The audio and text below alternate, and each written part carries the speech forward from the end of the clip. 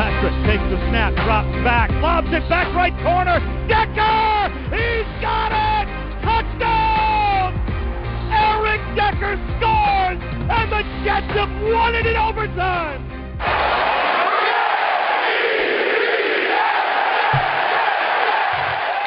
This is the Jet Take with Ben Blessington and Kyle Fahey.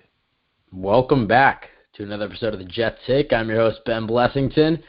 We are 22 days away from the NFL Draft, and Kyle and I are very excited. Speaking of Kyle, let's bring on the SoundCloud rapper himself, Mr. Fahey. How you doing, man? Okay, I see we're going there.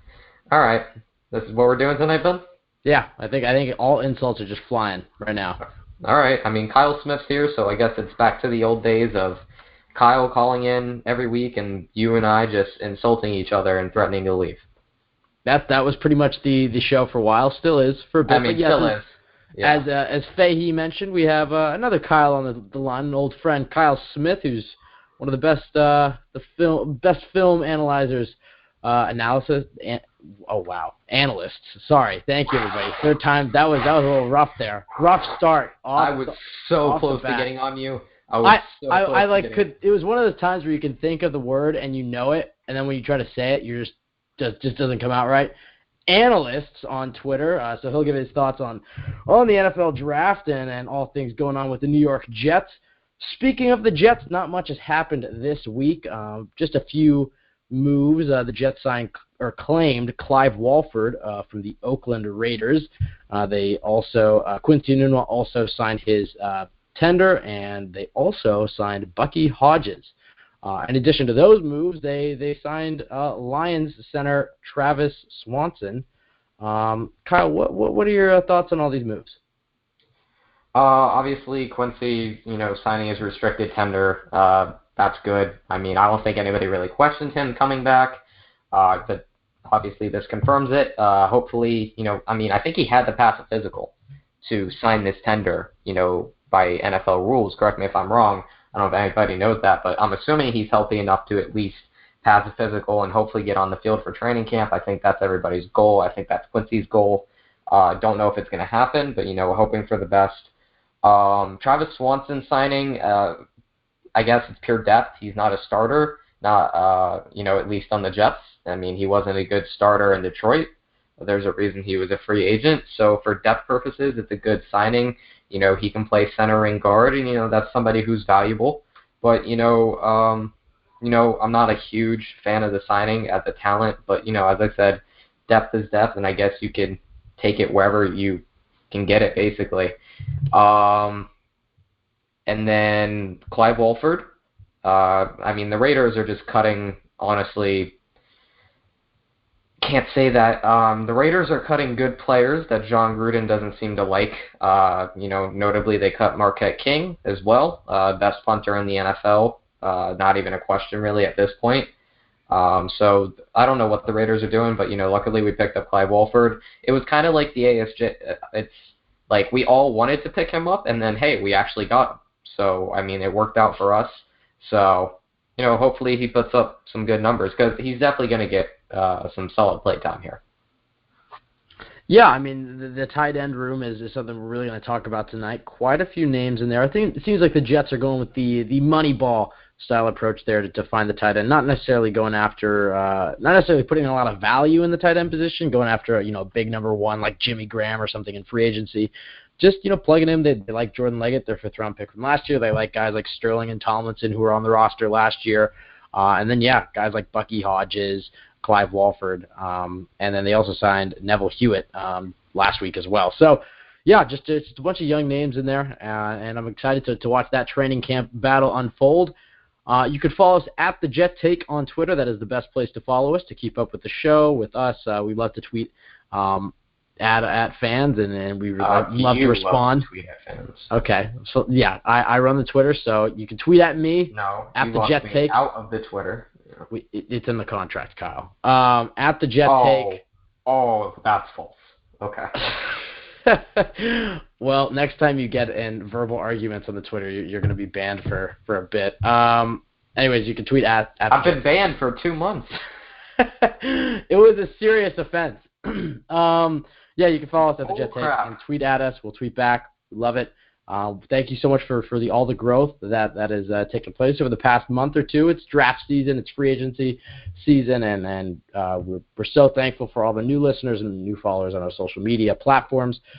You can also listen to our show on iTunes, SoundCloud, Spotify, iHeartRadio, Google Play. We're all over the place. Any sort of place that you listen to podcasts, we are on. All right, Fahey, let's go ahead and bring on your best friend and my occasional rival, but, you know, we all get along. No. Y'all are rivals. I mean, Kyle, unmute Kyle because he needs to hear this. I was going to give him a proper introduction. Okay, well, he's as an analyzer. He's getting, yeah, analyzer. He's getting my introduction. Kyle, I know you don't listen to the show, and I honestly don't blame you, but 2 weeks ago... Wow, just shit on us right off the bat. Wow, Ben just dropped the swear. Wow. Fine. Put the explicit tag on it. Yeah, we'll put the explicit. I mean, you swear literally every episode, but it's okay. I know, but it's weird when it comes out of your mouth because it's usually my job. But Kyle, I know you didn't hear it. I know you didn't listen to it. When we had Scott Mason on 2 weeks ago, he mentioned your name and like a previous argument between you and Ben just lost it. Ben got triggered so quickly, so I'm very excited to hear these debates tonight. And you didn't unmute Kyle. Okay, I guess I'm unmuting him. All right, muted him.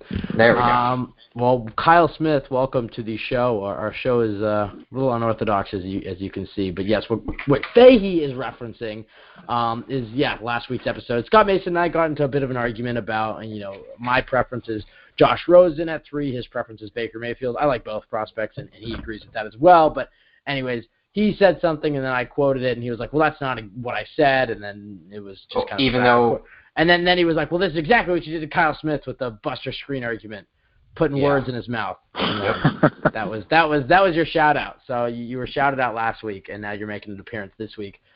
How's it going, man? I texted Kyle this morning just because I remembered that. I was like, you know what? I should probably get him on. Pretty good, gentlemen. Can't complain. I'm on spring break right now, so lucky. Not too many. This is a good way to enjoy it right now.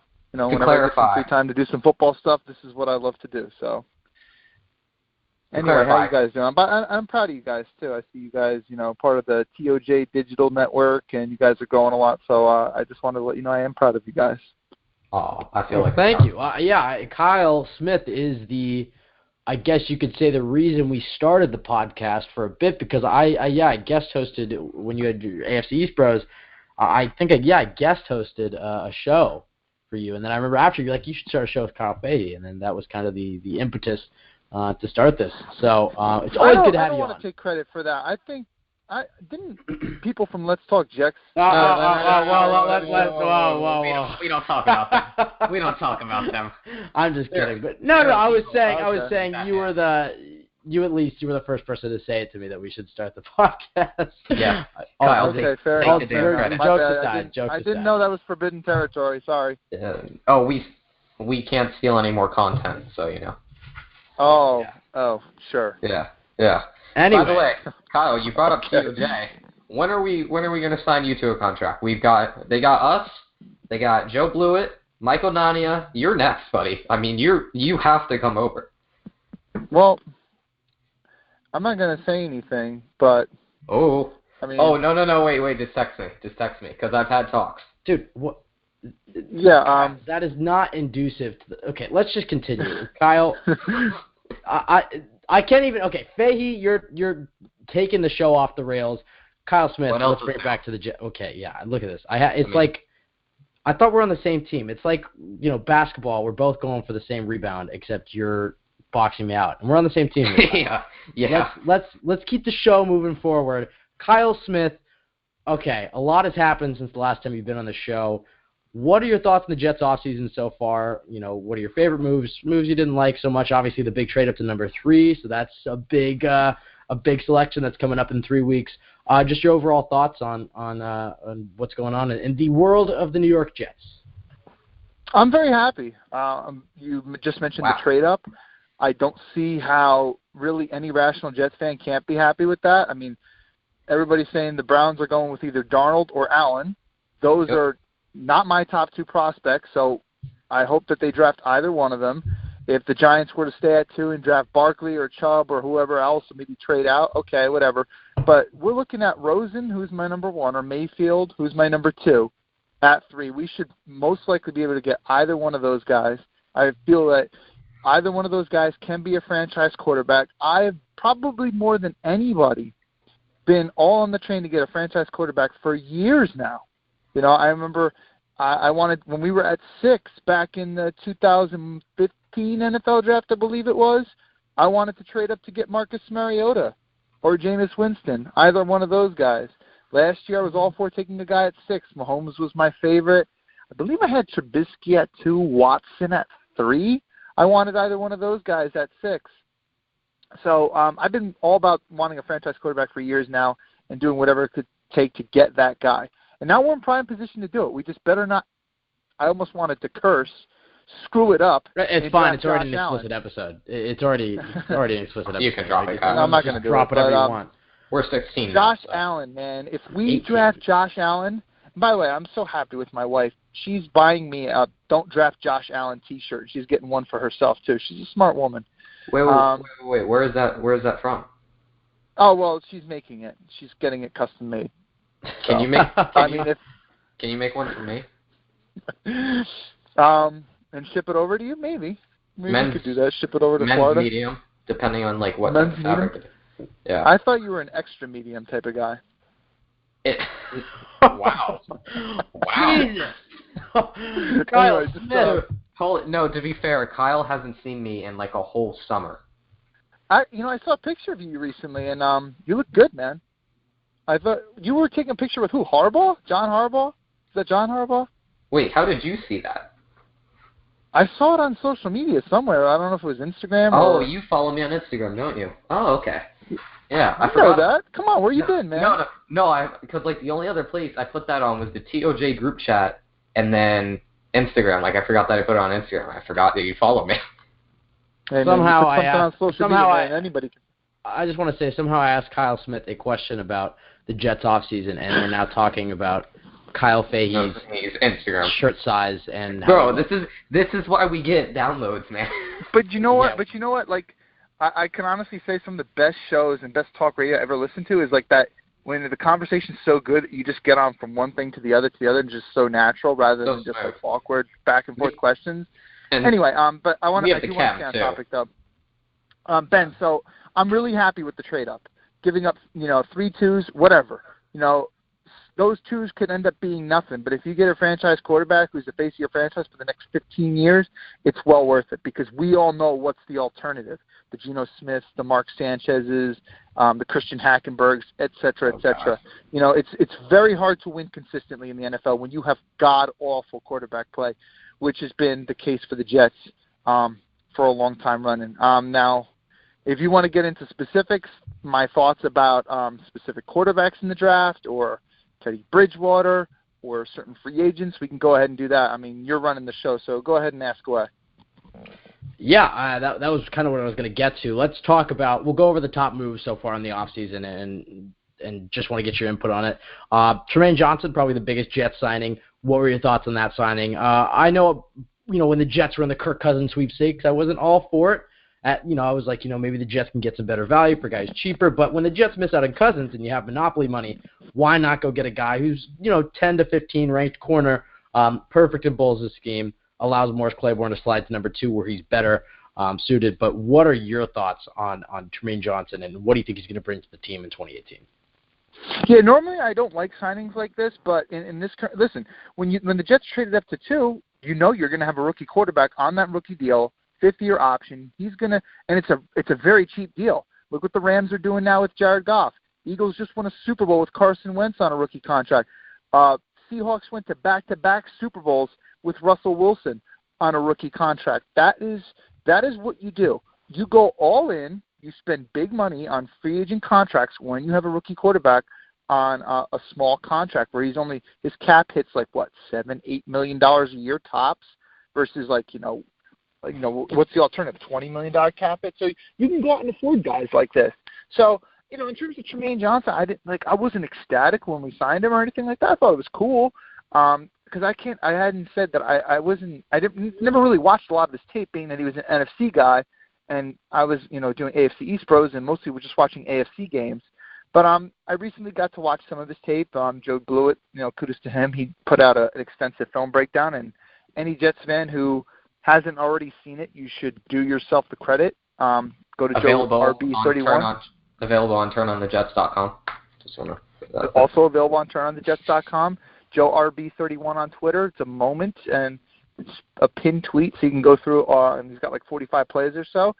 I mean, Johnson's a solid player. I know PFF had him like, a 75 grade or whatever. I don't claim to know their exact system. I go much more by Ian Wharton and how he grades cornerbacks. And he's releasing a cornerback handbook soon in which he grades every single cornerback and, how many routes, for example, on a post route, how many post routes they gave up, what was their percentage.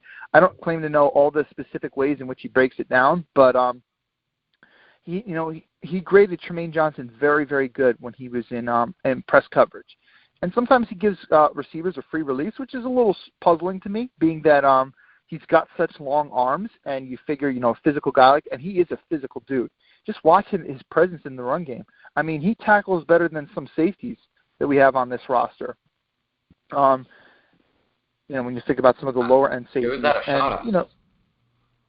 It could be a shot. I'm not talking about our starting safeties, obviously, but some of the backups maybe. Yeah, I'm going to chime in here for a second. I mean, Kyle Smith is absolutely right that Trumaine Johnson is one of the best tackling corners I've seen. Jamal Adams is obviously an in the box safety at times, but he's very versatile. But you could maybe make the case that Johnson's a better tackler than Adams at this point, because sometimes Adams will go too low and he'll miss a tackle of being too aggressive. Oh, it's not sometimes. It's many times. Adams always goes low. Johnson is very consistent, with his pad level and whatnot. It's a valuable asset to have, especially in outside runs and whatnot. Sorry to cut you off, Kyle Smith, but I felt like I had to reassure Kyle Fahey. Yeah, and it's not even just outside runs. I mean, Mark Schofield did a brilliant piece not that long ago in which he was talking about how 90% of quarterbacks throws, and this is if you take every quarterback in the NFL that started a significant amount of games last year, 90% of quarterback throws were less than 10 yards this past season. That just lets you know how much the pro game has evolved into the short passing game. So there is so many routes that are thrown, with 10 yards or less or 5 yards or less, and it's all about getting yards after catch. So, if you're throwing a little smoke screen or a tunnel screen to a wide receiver, you need to have a cornerback that needs to get up and make the damn tackle. Because the difference between, all right, let's say on first down, team runs a smoke screen to the wide receiver, and he gets 6 yards, catches it right at the line of scrimmage, gets 6 yards. Now you're looking at 2nd and 4 because the cornerback missed the tackle and then the linebacker had to come up and make the tackle. 2nd and 4 is a big difference between 2nd and 10. If you have that cornerback who gets right up on the wide receiver, makes the tackle at the line of scrimmage, all of a sudden you got 2nd and 10. That changes the plays that the offense can call. I mean, when it's 2nd and 4, you can run pretty much anything in the playbook. But when it's 2nd and 10, it takes out a lot of stuff. It's a very underrated asset. Of course, you want your corners to be able to cover primarily instead of stop the run, but it is a good thing to have. And he's a good coverage corner. He's not going to get beat deep. And shoot, I mean, look at the Jets over recent years, especially last season. Not last season, but the season before, the Ryan Fitzpatrick season of doom. The Jets gave up so many deep touchdowns, and a lot of it was for blown coverages, guys like Rontez Miles and stuff. But a lot of it, they were just getting cooked deep. And I'm talking about you, Darrelle Revis, amongst others. And Johnson, one thing that Joe RB31 noted was that Johnson doesn't get beat deep. And part of that is because he plays, you could say conservative in that, but, that should be your primary focus. If the receiver's running a double move, you don't have help over the top, you want to play that safe. Because if you guess and you bite down on the slant, on the sluggo, and you don't have safety help over the top, well, that's a touchdown, and that's a game changer. Versus where if he gets a first down, okay, you live to play another day. Bend but don't break. That's the Bill Belichick philosophy. So he's a solid corner for sure. Joe said top 10 to 15.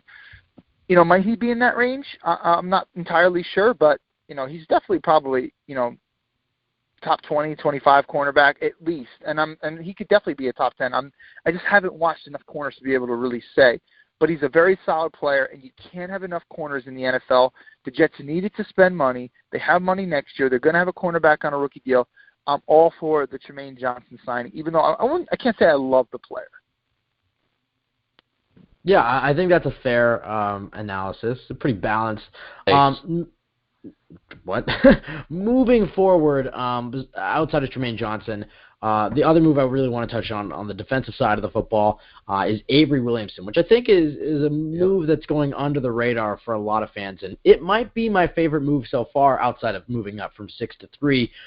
What are your thoughts on how Avery Williamson might impact the Jets' defense? Do you think they're going to feel the loss of Demario Davis? How do you think he's going to fill that role? What does that mean for Darren Lee? Just your overall same question except for Avery Williamson. I mean, I could speak about a lot of things tonight. Rookie draft quarterbacks and Teddy Bridgewater, and I definitely want to talk a lot about him and some other things. I'm not going to speak a lot about him because I don't like speaking extensively on somebody who I haven't watched a lot, and I've not watched a lot of Titans games. I honestly didn't even know about Avery Williamson until we signed him. So maybe that's an oversight by me or whatever, but I didn't even see Jets fans clamoring for this guy before we signed him. I hope we get Avery Williamson. I don't know about you, but I didn't see any of that from Jets fans. The narrative on him, based on a couple people I've been reading and stuff, is that similar to DeMario, he's much more of a run stopper than he is a pass coverage guy, but he's got a good enough athletic ability, which he could become a better pass defender. And it's safe to say that, but we've been saying the same damn thing about Darren Lee, But some of it is just innate in instincts. When to pass off a wide receiver coming into your zone. That's not a matter of athletic abilities. It somewhat matters, but oftentimes when you're a linebacker, you're not in straight man coverage. You're in zone coverage, and a lot of it is just it's understanding spacing, leverage, route combinations, etc. And a lot of that is mental makeup. Darren Lee doesn't have that. And I don't know if Avery Williamson has that. So could he ever be good at that? Maybe. Could it be taught? Yes, it can. But, to bank and say that, well, he will do that because he has the athletic ability is a little unfair, and that's kind of, jumping to conclusions. And one thing, I thought was, I was all for signing Avery Williamson, but I was thinking, you know what? I wish that we traded Darren Lee and that we re-signed Demario Davis. And I know he got a pretty big deal from New Orleans. And I don't know if I would have been comfortable giving him that deal, but, I heard reports that the Jets' offer was $4 million per year, and they weren't going to go over that, and that's ridiculous. I heard we didn't even offer him. We didn't offer him. You heard we didn't even offer him? Ben, yeah. What did you hear? Yeah, I originally heard Kyle's report that they didn't. I think Kyle's right on this one, actually, is that they didn't even offer him. I think they just kind of knew that they were going to, move forward with the younger. Yeah. With a younger. Okay. Which is fair. Yeah. Which is fair. But I mean, I don't believe in Darren Lee as a player, and I don't ever think that he's going to become a quality starter. And some might say, "Oh, I'm giving up on him early because he used to be." Hey, he's going through a position. Calm down. He's going through a position change and stuff. Kyle, let's calm down, buddy. Well, yeah, Okay. Kyle text you in a bit why. Anyways, okay. The only reason I would disagree with that, besides any potential. Wait, hold bias, up. Boy, am I missing something here? Is it you guys disagree with what I'm saying, or am I saying something? There's a bit of unannounced. Yeah. No. There's a bit of unannounced stuff that just we'll fill you in. Okay. Anyways, okay, gotcha. The only actual ignoring any of that is the only disagreement I would have with that is I feel like Avery Williamson and Demario Davis are very similar players and in their skill set, in that whether or not you believe in Darren Lee, he at least offers a different type of linebacker. I feel like, a lot of people that I've talked to, Williamson's floor for the Jets is a 2-down linebacker. Hopefully he can be that 3-down linebacker, but he's very similar to Davis in the sense that he's going to stop the run, he's going to be very consistent, but in pass coverage and, when it comes to speed and athleticism and those, daunted wheel routes, that he might not be as strong. Whereas Darren Lee, I know he has not been amazing or spectacular in coverage. He has gotten better with every game, but he at least provides that. Okay, that's not true. I mean, according to Bowles, I mean, his quote was, he really felt the last 6 games of the year, Ben. He was outstanding. I mean, I'm not saying he's on. That Bowles says in the press. Okay, so Kyle, I'll ask you this. Very simple. Do you think Darren Lee has improved with each game? Whether or not you feel like he's hit his ceiling, you don't think he's improved. You think he's the same player that he was his rookie year? No. Here's what I'm going to say. He's better from his rookie year. It would be a travesty if he didn't improve from his rookie year, because almost everybody does. But he got better. He showed improvements. Like mid-season, he had like a stretch of like 3 games where he looked like he was a solid starter. Towards the end of the season, he went back to sucking again. So it's not like he's on this constant upward trajectory. That's not true. Right? Sometimes fans get blinded by that. They catch a couple PFF numbers. Oh, Darren Lee graded at 86 this game. And they're like, yeah, man, he's showing improvement. Okay. Well, did you bother to check his PFF grade weeks 15, 16, and 17? Oh, no, that's because PFF didn't put that grade out because he sucked. PFF puts out high grades of people on purpose because they want to get retweets and stuff. They want to get followers, and they want to get people to come subscribe to them. They don't put out – you don't usually see them always put out, like, low grades right after a game ends. There's a reason behind that. So people get skewed by that crap. Watch the damn film. Are you saying that PFF promotes fake news? I'm saying that they promote a certain I like PFF overall, but they promote a certain narrative which can be dangerous to people if they only study that in a certain context. Yeah, Kyle, that wasn't necessarily my point, but yeah, I think I misspoke in the sense is what my point was is that he made a jump from year 1 to year 2. Go again. Bowles himself even said that not just on the field, but off the field and, with whether that be with maturity or at least how he prepared for a game, he felt that Lee was one of his most improved players and even said he was outstanding. I know you don't agree with that, specifically those last 3 games, but you did mention there were a few games there in the middle where he started to look like, okay, maybe he was worth that 20th pick. I'm not saying whether he's hit that ceiling, whether he's an amazing linebacker, but I'm just saying that he has made a bit of a jump. He's still very young, and he's raw and has a lot of potential when it comes to his speed and athleticism. Whether he can translate that into good coverage skills is another question. But my only point to this whole argument was that he at least brings something new to the table. Now, whether he can rein all his skills in and put together a very solid pass linebacker is to be determined. But I'm not trying to come off like a big Lee homer that thinks he's just amazing and he's going to be a Pro Bowl linebacker this year. I don't think he is, but I don't think the Jets should trade him this young in his career, and I also don't think that having the Davis-Williamson duo would give you much versatility. That's just my opinion. But Kyle, obviously the main reason we brought you on here was to talk quarterbacks. And that's what we're going to do. We'll start before we get into the rookies, and I want to hear your well, you already gave your rankings, but I want to hear a little bit of your thoughts on those rookies.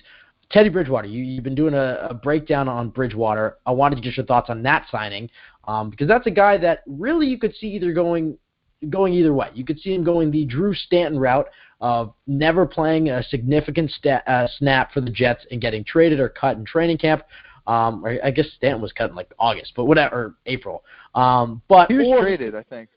Yeah, he was traded to. Yeah, they traded him to like the Colts or something. And I just remember he went on some whole tirade against the Jets. It was during the Tebow years or whatever, or year. Or it's theoretical that Bridgewater could start the entire season or a few games or be the backup or whatever. So a lot of varying options here that the Jets have with Bridgewater, and I know you really like him as a player. I really liked the signing, low risk, high reward type of move. But just give us your breakdown on Teddy Bridgewater, your prediction for what he's going to bring to the Jets this year, how you think he'll fit into their plans, and then just your overall breakdown on who Teddy Bridgewater is as a player. Okay, sure. Okay, so first things first. A lot of it is going to be predicated on what is his knee like. And a lot was made of what Mike Zimmer said. Now, Mike Zimmer absolutely loved Teddy Bridgewater. Even claiming, like, towards the end of last season, like he was saying, like, Teddy's our quarterback. You can just find numerous press clippings where he just speaks high and just glowing praise of the kid. And that's saying a lot because Mike Zimmer is one of those coaches that would criticize players publicly if he doesn't like you. Unlike Rex Ryan, who would always defend his players no matter what. Like, no, it's on me. This is on me. It's not on the players. Mike Zimmer's kind of the opposite in that regard. But you go ahead and you sign Kirk Cousins to the biggest contract in history when you factor in guaranteed money. All of a sudden, you have to let Teddy Bridgewater walk. There's no way you're going to pay him too. And if you're Teddy, why the hell would you even bother to stay? Because you're not going to be the starter. So then, he basically said, like, oh, well, we thought that he still had some recovery to do. At least that's what our medical people said. And that might be true. But it's also an ass-saving statement in case Teddy is back to form. And if you thought that he still had some recovering to do, then why the hell would you make him the backup quarterback? And he did come in. And played a couple snaps in, I think it was a Week 17 game when they had already locked up their playoff position. So that to me doesn't really make total sense. I hope that the kid's all right. I mean, we're talking by the time training camp rolls around, he's going to have basically, he's going to be 2 years fully removed from that injury.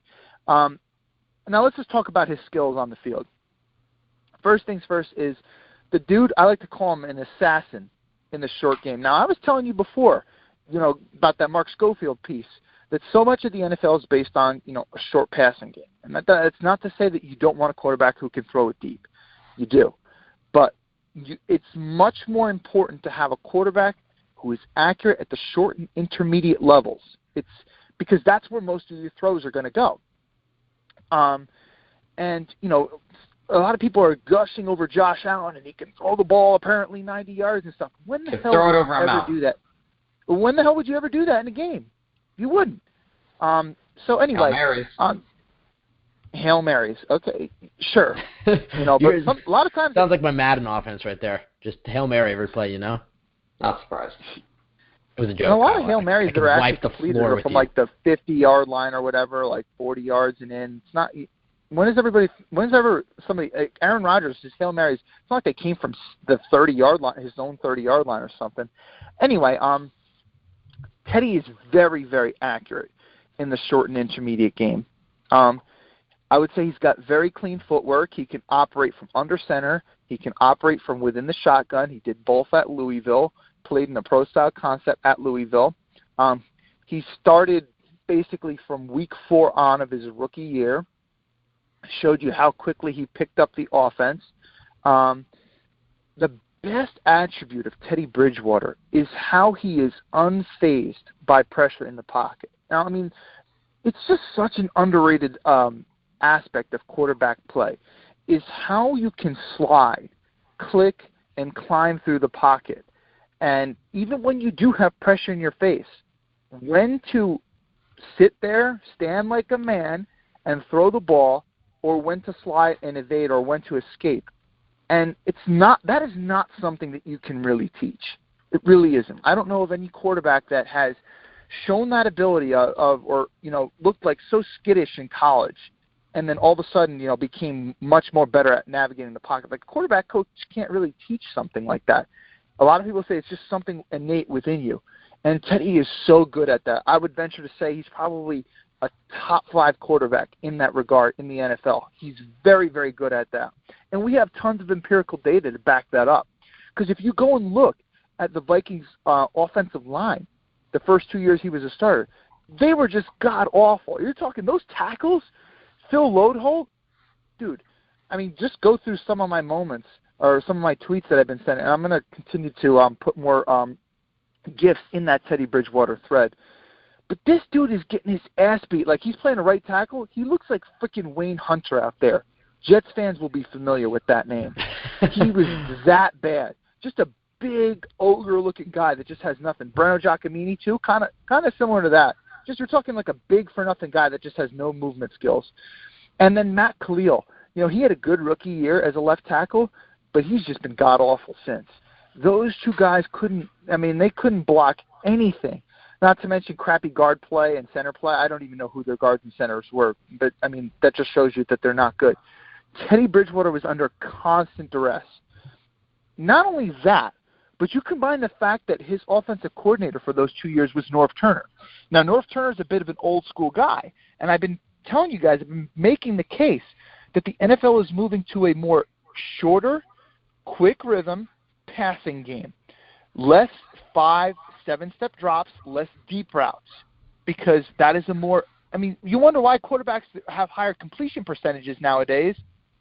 And, Ben, you and me kind of got into this argument with people on Twitter. Like, some people were saying, well, you know, this quarterback, he improved his completion percentage from college and stuff. It's like, that's not even fair because, you know, Brett Favre, his completion percentage in college, you know, he was throwing a lot deeper routes and stuff. The game was different back then versus, like, his last couple of years in the league when there was less deep developing routes downfield.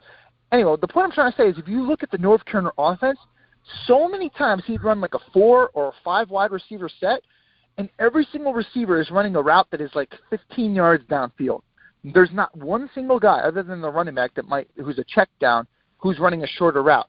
Now you combine that. In order for those routes to get open, you need time. But when you have a shitty offensive line, you don't have time. There it goes. And so many times Teddy Bridgewater drops back. He's running a 5, a 7-step drop. He's got guys in his face immediately, but the routes that his receivers are running, not to mention he didn't even have good receivers, they're not open yet because they're running 15, 20 yards downfield. The dude was literally set up to fail, but he didn't fail. I don't remember the exact numbers, but on third down, he was very efficient on third down, and this is something that you can trace back to college. He was very, very good at converting on third downs, and that's something that a lot of people, they don't factor into their stats enough. That is a stat that should get a lot more recognition, more so than touchdown or certainly passing yards. What is your third down conversion percentage? Teddy's very good at that. Why is he good at that? Because he's very good in the pocket. He's got smooth footwork. He knows when to climb. He knows when to slide. He knows when to even escape. Sometimes he can make plays with his legs. Now, a lot of this, can he do this as a Jet? I don't know. I don't know what his knee's like. I don't know if he's going to be able to scramble and stuff. What I do know is this. People compared his knee injury to that of Marcus Lattimore. And Marcus Lattimore was a great college running back but never did anything in the NFL because his knee's it's never going to be the same. And when you're talking about a running back, you're cutting on a dime all the time. It's very different than a quarterback. But Teddy's legs were and his feet were one of his best attributes. So I don't know if he can get back to form. I'm praying to God that he can. I'm telling you right now, draft night, if we draft Josh Allen, I got the tweet already ready to go. I'm going to tweet at Teddy Bridgewater's handle, and I'm going to say, Teddy, please save us. Because he's our only hope for the future if we draft Josh Allen. Because I'm telling you right now, Josh Allen will fail. He will. And we can get to that later on if you want. But Teddy's biggest weakness, I think I've already alluded to it, is he's not a good deep ball thrower. He's just not, and I'd be lying if I said that he was. But but again, you're not going to do that too often, and that's not to say that he's horrible at it, but it's definitely not a strength of his.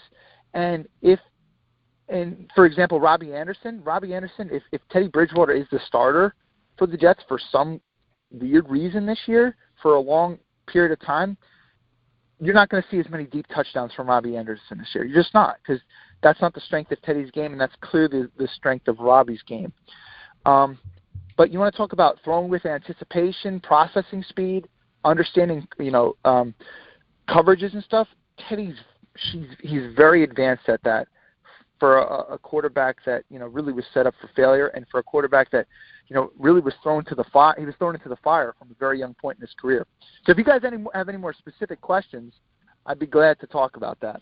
Yeah, no, the only comment I want to say about what you just said about Teddy is really just that, I agree with everything you said. I think you're, as I said, one of the best draft analysts out there. I know Teddy was not drafted, but just tape analysts out there. As far as Bridgewater goes, I think one of the most, and you're kind of talking about it, one of the most important attributes that's not really mentioned is rhythm. It's the ability to just have, and you can put some of that on the offensive coordinator, just calling plays to put a quarterback in rhythm. But I think that's the thing that Josh Allen will really struggle with is, you mentioned, he could throw it 80 yards, on his knees, but what is that going to get him? You need a guy that's going to be able to hit the open receiver to keep the drive moving, get first downs, execute on third downs. If the pocket breaks down, you're able to do something, don't take dumb sacks, etc.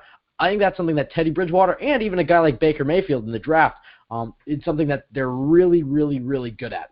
And I think that is up there with some of his best attributes. You mentioned the knee. Look, I guess Phillip Rivers played a playoff game on a torn ACL. And obviously you mentioned Bridgewater's legs. They did lose. But Bridgewater's legs are arguably his most important attribute. And he likes to move a little bit more. And it was probably a more severe ACL than Rivers' ACL injury was. But, the fact that he's not a running back at least gives me hope that he can, at the very worst, be a very competent backup. Speaking of the rookie quarterbacks, I just want to touch on that just to get your thoughts on them. I guess we'll start here. Who do you think it's going to be at 3? Not necessarily who you want, but who do you think it's going to be at 3? There's been a lot of reports about Josh Allen, but then if you look at Todd Bowles' quotes on what he likes in a quarterback, he talked about leadership, he talked about accuracy. It sounded like he was describing Baker Mayfield. Just if you had to imagine what the Jets' big board looked like right now, what do you think it looks like? And then you can add your own personal takes on each of these guys as you go along. It's so fascinating when you think about all this stuff because, based on Bowles' comments, you'd think it would be Baker Mayfield. But then again, Mike Maccagnan isn't necessarily listening to Todd Bowles. But then again, Maccagnan has shown that he'll give Bowles players that will fit his scheme. Revis was one of the best man cover corners of all time, and the Jets thought that they were going to get some of that when they signed him. So you best believe that part of the reason Mike Maccagnan signed him, other than maybe Woody Johnson being in his ear, was to fit Todd Bowles' scheme. And another thing, just look at the track record. Maccagnan has drafted and signed many very long corners and safeties, very long arm length. That is the Bowles model. So he's drafted players to fit Bowles' scheme. So I think he wants to please him, and honestly, any good GM will do something that the coach wants. But at the same time, Mike Maccagnan probably has to think that he's got a little bit of a longer leash than Bowles does. So I don't know how much he's going to factor that in. And based on the whole Hackenberg signing, or drafting, I should say, that's totally Mike Maccagnan's pick. And, does that make you think that, he's of the opinion, like, I want a bigger, strong-arm type of quarterback? I don't know. There was a whole comment where, Maccagnan said, Baker Mayfield was a great college quarterback. Who knows? Don't believe any of these things that these guys say.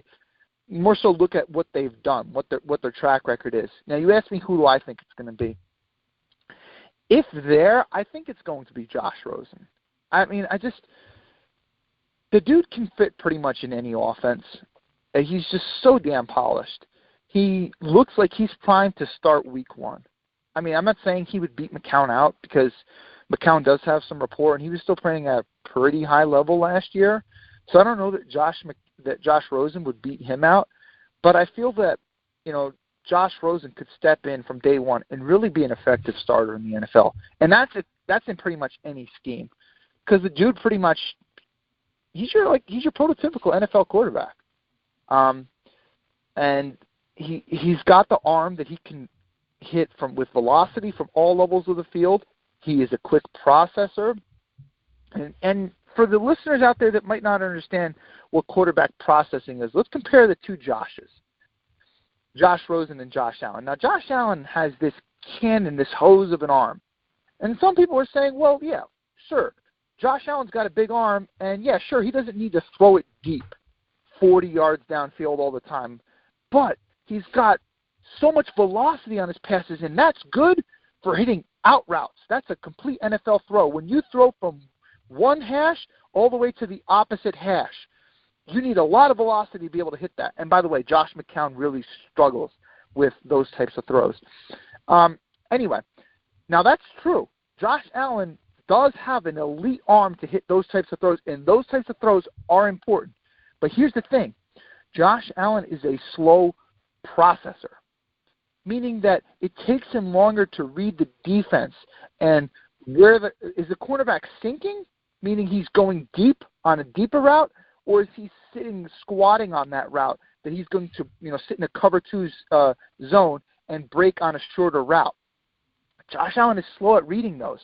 So if you take somebody like Josh Rosen, or even one of these inferior quarterbacks who have a much lesser of an arm than Rosen does, even though Allen has that hose of an arm, that elite velocity, the ball might arrive to the receiver at the exact same time. Why? Because Allen is a slower processor. Rosen is very quick at processing. But he also has I would say, you compare him to all the NFL quarterbacks, I think you'd have to say he has above average arm. You could even say a really good arm, because there's a lot of things that goes into arm talent. He's got touch, and he can put it in with heat, and he can throw it deep. Sometimes his deep ball is a little inconsistent, but there are other times when you'll just see him do a play-action fake, got somebody right in his face, and he just drops a dime 63 yards down the field. So I don't question his arm talent at all. And he really, the way that he moves in the pocket does kind of remind you of Brady sometimes. His footwork is super smooth. You rarely ever see him take a sloppy drop. And, there's a lot of West Coast principles in what Jeremy Bates, coming out of the Shanahan type of system, where, you have to time your drops are timed with the routes. 3-step drop, get the ball out. 5-step drop, by the time you hit the top of that drop, if it's open, release the ball.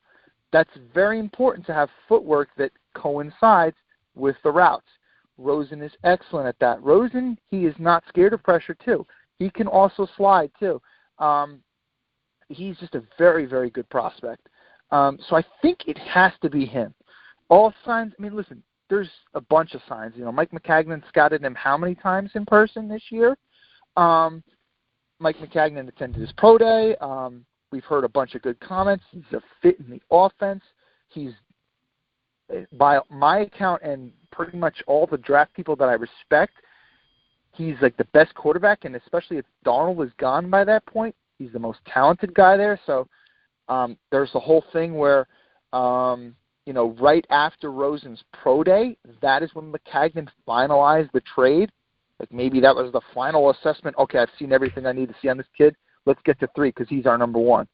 I think it's going to be Rosen if he's there. If he's not there, well, who might it be? Oh, God, I don't know. I wish it would be Mayfield, but I cannot say that with confidence that it would be Mayfield over Allen. That's what's scary. I'm so scared, man. I'm excited, but at the same time, I'm so damn scared. And, Ben, kudos to you for this tweet. I know you were kind of the one, at least that I saw, saying, that on draft night when Goodell goes up to the podium and says, the Jets draft Josh, and you're waiting to hear what that last name is going to be. And if it's Rosen, fans are ecstatic. If it's Allen, fans just want to smash their TV. I was literally to see it, so. I was literally about to make that joke to you. If both Josh Allen and Josh Rosen are on the board, that moment where he says the New York Jets with the 3rd pick selects Josh, that's going to be a long second right there. The only thing, last thing I just want to touch on. He's going to laugh, like in between the names. Yeah, he should really just hold that Josh Rosen.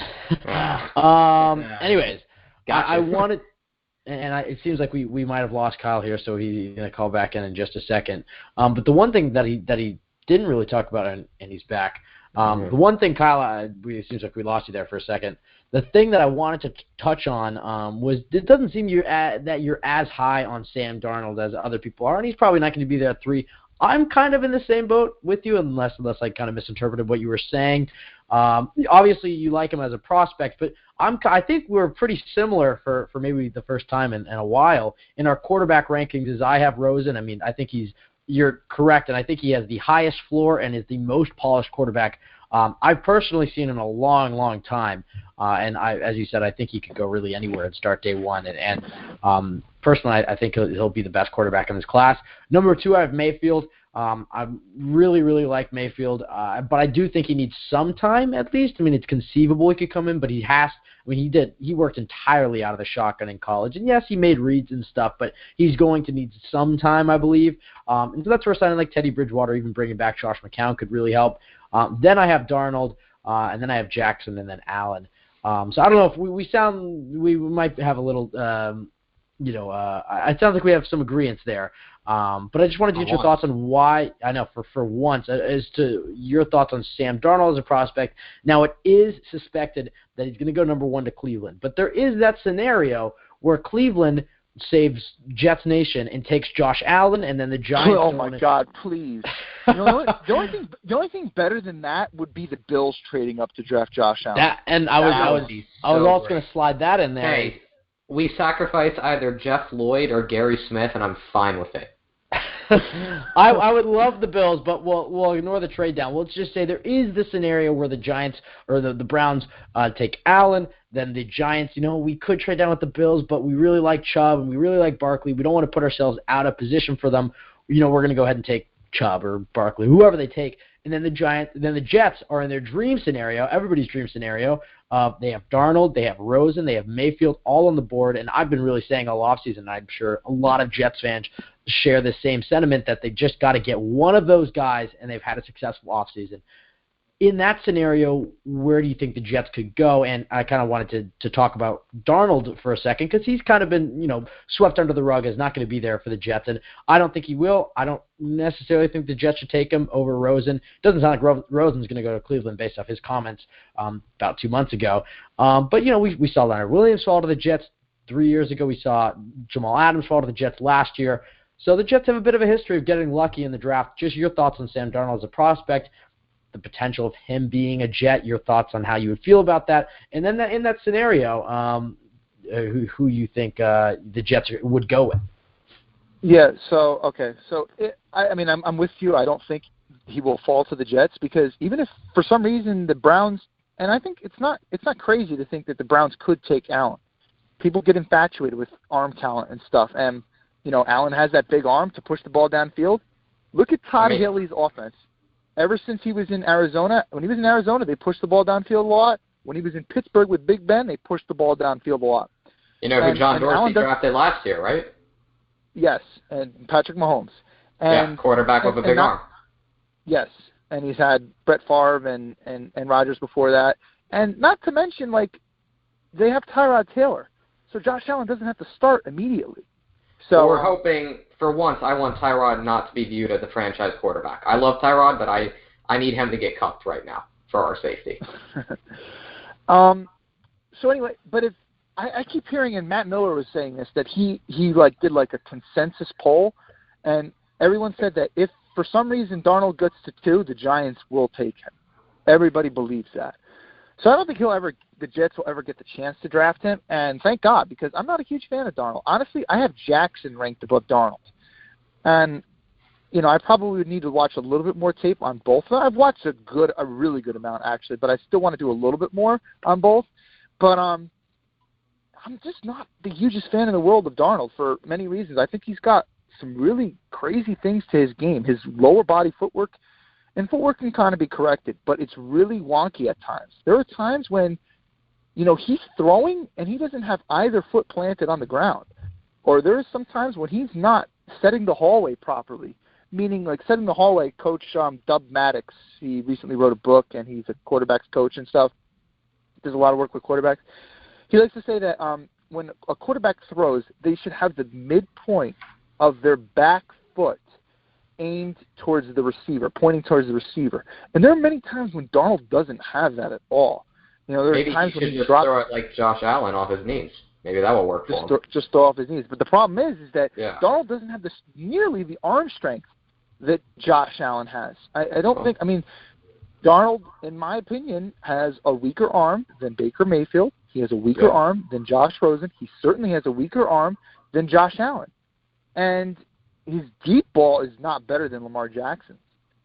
So, I know Jackson had the low velocity at the combine, 49 miles an hour, but he certainly looks like he slings it better than that on the field. But that's a different story. And also the delivery with Darnold. you want to talk about Rosen, how he's got a quick, compact delivery. It gets out quick. Jimmy Garoppolo, this is the single biggest thing. And you guys, I'm assuming you guys watched it, but I'm not totally sure. Brett Coleman, who does awesome YouTube videos where he breaks down prospects, the film room, he did one on Jimmy Garoppolo called San Francisco's Golden Boy or something like that. And one of the things that he highlighted, I see what he did there. Solid. You see what he did there? Yeah. He was talking about how Jimmy Garoppolo's release is insanely quick, and that's the single biggest thing. Like he was shown when they played the Jaguars. Telvin Smith, who is an extremely fast linebacker, who knows he can break on receivers' routes very quick. He would read the quarterback's eyes perfectly and try to break on Jimmy G's passes, but Jimmy G's release is just so quick. By the time he cocked his hand, the ball's already out and it's already to the receiver. Rosen has a quick release, but Darnold has that long windup. Now, what works in Darnold's favor and how he can somehow mitigate it is he's very good at throwing with anticipation. He leads receivers very well, and he's a pretty good processor too.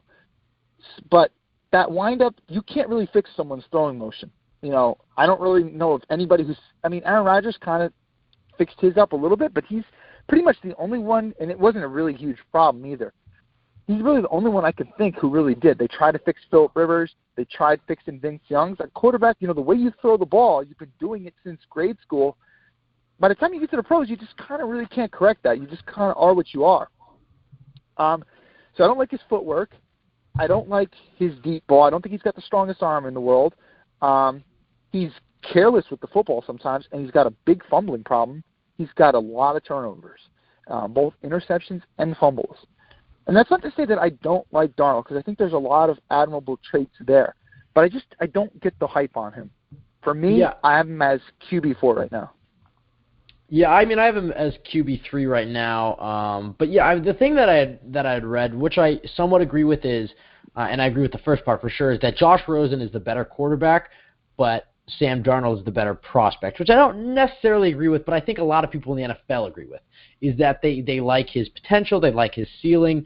Some see him as a bit of an Andrew Luck. I don't think that's accurate, because obviously Luck was way more polished coming out of college. But I think there is a consensus in the NFL that Darnold could have the highest ceiling. I guess Allen might have that highest ceiling based off all the size and the arm strength, but realistically, the highest ceiling that he can hit. Tony Romo. I've seen a lot of Romo. I compared it to Blake Bortles, I think back in January, December, and I got a lot of hate. But I don't think it's necessarally too off. Blake Bortles is okay. Did you see the tweet last night from a certain Twitter account and from certain analysts? Yeah, between Blake Bortles and Aaron Rodgers. Aaron Rodgers is if I had to put it right now, I'd say I think he's Eli Manning, and that comes with all his positives and negatives. I think the turnovers are very concerning. You mentioned his long release. His mechanics are off, but again, he makes it work, so it's not too big of an issue. But yeah, that long release is an issue. His footwork is off. I agree with that. I think it's important to make your own decisions and not just go off what the mock drafts are saying and whatnot, but it is also important to take into account what the experts are saying. But as far as Darnold, I prefer Rosen and I prefer Mayfield. I think Darnold is a good prospect, but I don't think he's as pro-ready as a lot of people think he is. I think he has a chance to be good, but I see him more as an Eli Manning. Even just take away the 2 championships from Eli Manning, and how good of a quarterback is he? That's up for debate. He made a few Pro Bowls. He threw quite a few interceptions, but he's been a starter in this league for well over a decade. So I think Sam Darnold will be a solid quarterback, but no, I don't think it will be an amazing all-world quarterback. Kyle Smith, it is always a pleasure to have you on the show. I would love to talk for even more, but unfortunately we have actually quite a few callers on the line, and I don't want to keep them waiting for too much longer. But you do some tremendous work on Twitter. You did some tremendous work on your podcast. Hopefully we can bring you out of retirement at some point. Maybe come back. But yeah, we got to get... Okay, all right. Enough of that, Kyle. Come back. All right, enough of that, please. For the love of God, our viewers. More, Faye, please. You're lucky I didn't know the rest of the lyrics. You're so lucky. But anyways, it's always a pleasure having the show. Shout out your social media so people can give you a follow. We love the work you do. Hope you come back to the podcast world, but for now, you are a terrific caller and a terrific guest to have on to talk quarterbacks, draft, and all things happening with the Jets. I guess I'm like John Gruden. Like once they get the right offer and the right place for the right 10-year deal, for the right salary, $10 million a year, maybe then I'll come out of retirement. Does that mean you're going to cut me? You're not young and athletic, Kyle. I'm sorry. I don't think you fit the bill of players that Gruden would cut. In fact, you might be the guy that he might bring in. I'm at AFC East Bros on Twitter, and no, I haven't changed it yet, Ben, but I have taken into consideration what you said about changing the handle, but just not. I mean, when you have a name like Kyle Smith, it's a little hard. You can't just put Ben. I mean, how many Ben Blessingtons are there in the world? Like a lot less than there are Kyle Smiths. I'll say that. So, anyway, yeah, that's me. That's the place to go and follow me, I guess. Anyway, guys, like I said before, I'm proud of you guys. Keep up the good work, and we'll have to do this again sometime soon. It's been too long. Definitely. We definitely want to hear from you again soon. We'll make sure to tweet out your information. And, yes, let's get you back on the show. We have a lot more to talk about besides, I think we got to 3 or 4 topics, but you're just so eloquent and in-depth and provide a lot of info for our listeners. And so it takes a while, and it's well worth the listen. But we got to do this again sometime. So, Kyle, it's been a pleasure. Hopefully we'll talk to you soon, and we'll make sure to tweet out all of your information so that our listeners can give you a follow. Thanks, guys. Peace. See you, Kyle. Love you, Kyle. All right, we're going to go straight to the next callers. We got a few on the line. We're going to start with 803. No. Oh. You are on the line. Full start again. Ben, Tyler was on before you. Come on. Be fair. Well, he hung up. So we're going to bring on 803 first. I apologize. Right, he dropped the call. He dropped the call. I apologize. 803 is on the line. I believe it's Kevin. Look at that voice crack. I believe it's Kevin. It is. Okay. You weren't in our system for Sorry, Kevin. It's nothing personal against you. It's been a while. It's been a while since I spoke to you guys. What's going on, guys? How we doing? We're doing good, and we had a little snafu with the callers. Tyler was technically ahead of you, but then he drops, and then he joined again, and then he's behind you. And Ben, I guess Tyler was ahead of you. Yes, he did beat me to the show, but we'll get to him in a second. Talk to our man Kevin. It's been a long time. It has. He had you on the show. A lot to talk about. I'm gonna go get water. I'll be right back, Kevin. Don't leave me. Okay, Kyle's just gonna sidetrack the show again, but Kevin, lots to talk about. We'll start with the overarching question. How are you feeling about the Jets offseason so far? A lot of moves, a big trade-up, some guys brought in. Just your overall thoughts on everything that's happened these past few weeks. You know what? I feel optimistic, or at least I want to feel optimistic at this point. You're absolutely right. Been a lot of activity. The trade-up, I think, after my initial, what the hell kind of, thought process about it, but I really like it. I think it was necessary. We needed to make that move. But I'm borderline still wondering, are we making the move for the right reasons, obviously. And, we've added some talent on both sides of the ball. I think we're maybe uniquely positioned to see some pretty heavy increases in our statistical totals, but do they add up to wins? That again remains to be seen. So, I'm not ready to give, Mac the keys to the city once again, but, I do have to say that just, at face value, it looks like we've done quite a bit to improve. So I'm looking forward to see how it is that we fall out.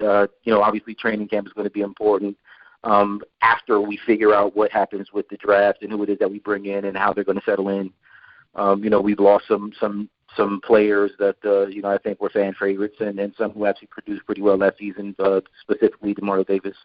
But I think we've added some talent that, quite possibly could end up being better than what it is that we had. So we'll see how it works.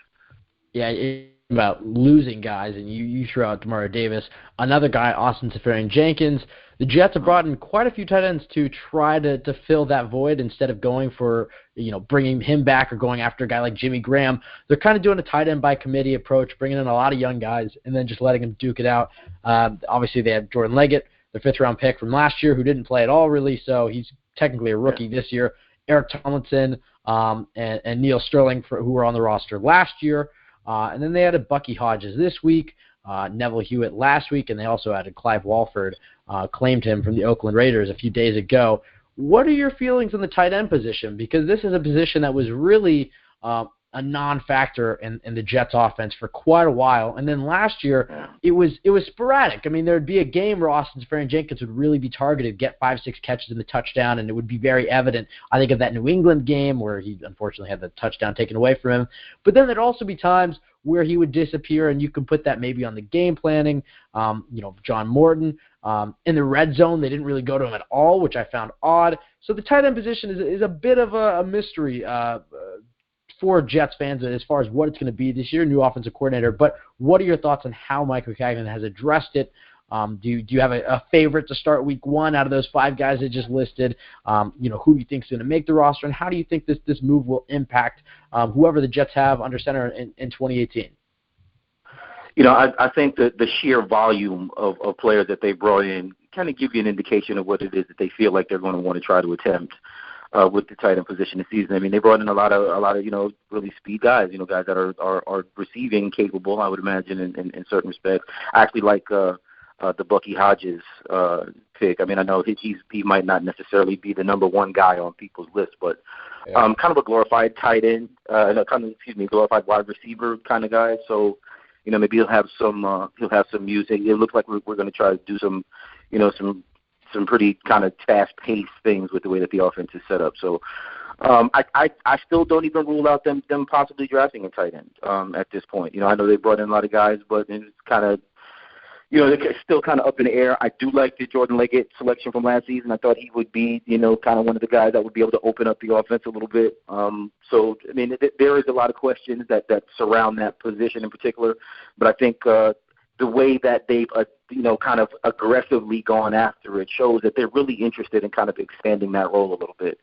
Austin Seferian-Jenkins, who, obviously was a fan favorite. I think everybody loved him in particular, had some ups, had some downs, had some maybe some questionable usage based upon how the offense was schemed. But I think in the end, while I know he was a fan favorite, I think we may actually be better off at the position with some of the young guys that we have and some of that we actually brought in. So, I like Austin Seferian-Jenkins, like the story, but based upon how it is that we were going to use him, if they were to continue the way that it was, I'm not sure if it was necessary or mandatory for us to bring him back. I do like some of the guys that we brought in, some of the speed, some of the athleticism. If what we're going to do is kind of open it up a little bit, I think that the guys that we brought in are probably a little bit more suited for what it is that we're trying to do. We still need to have, maybe that straight kind of blocking inline tight end. And I know there's some guys that have that ability that, we have on the roster right now. Again, it's kind of a question mark because, we can go back to even Chan Gailey, who, we said basically never used a tight end, but I don't think we had tight ends for him to use during that time. If you go back, you see Chan Gailey, if he had a tight end to use, he would, kind of incorporate them in. I don't think we had anybody that,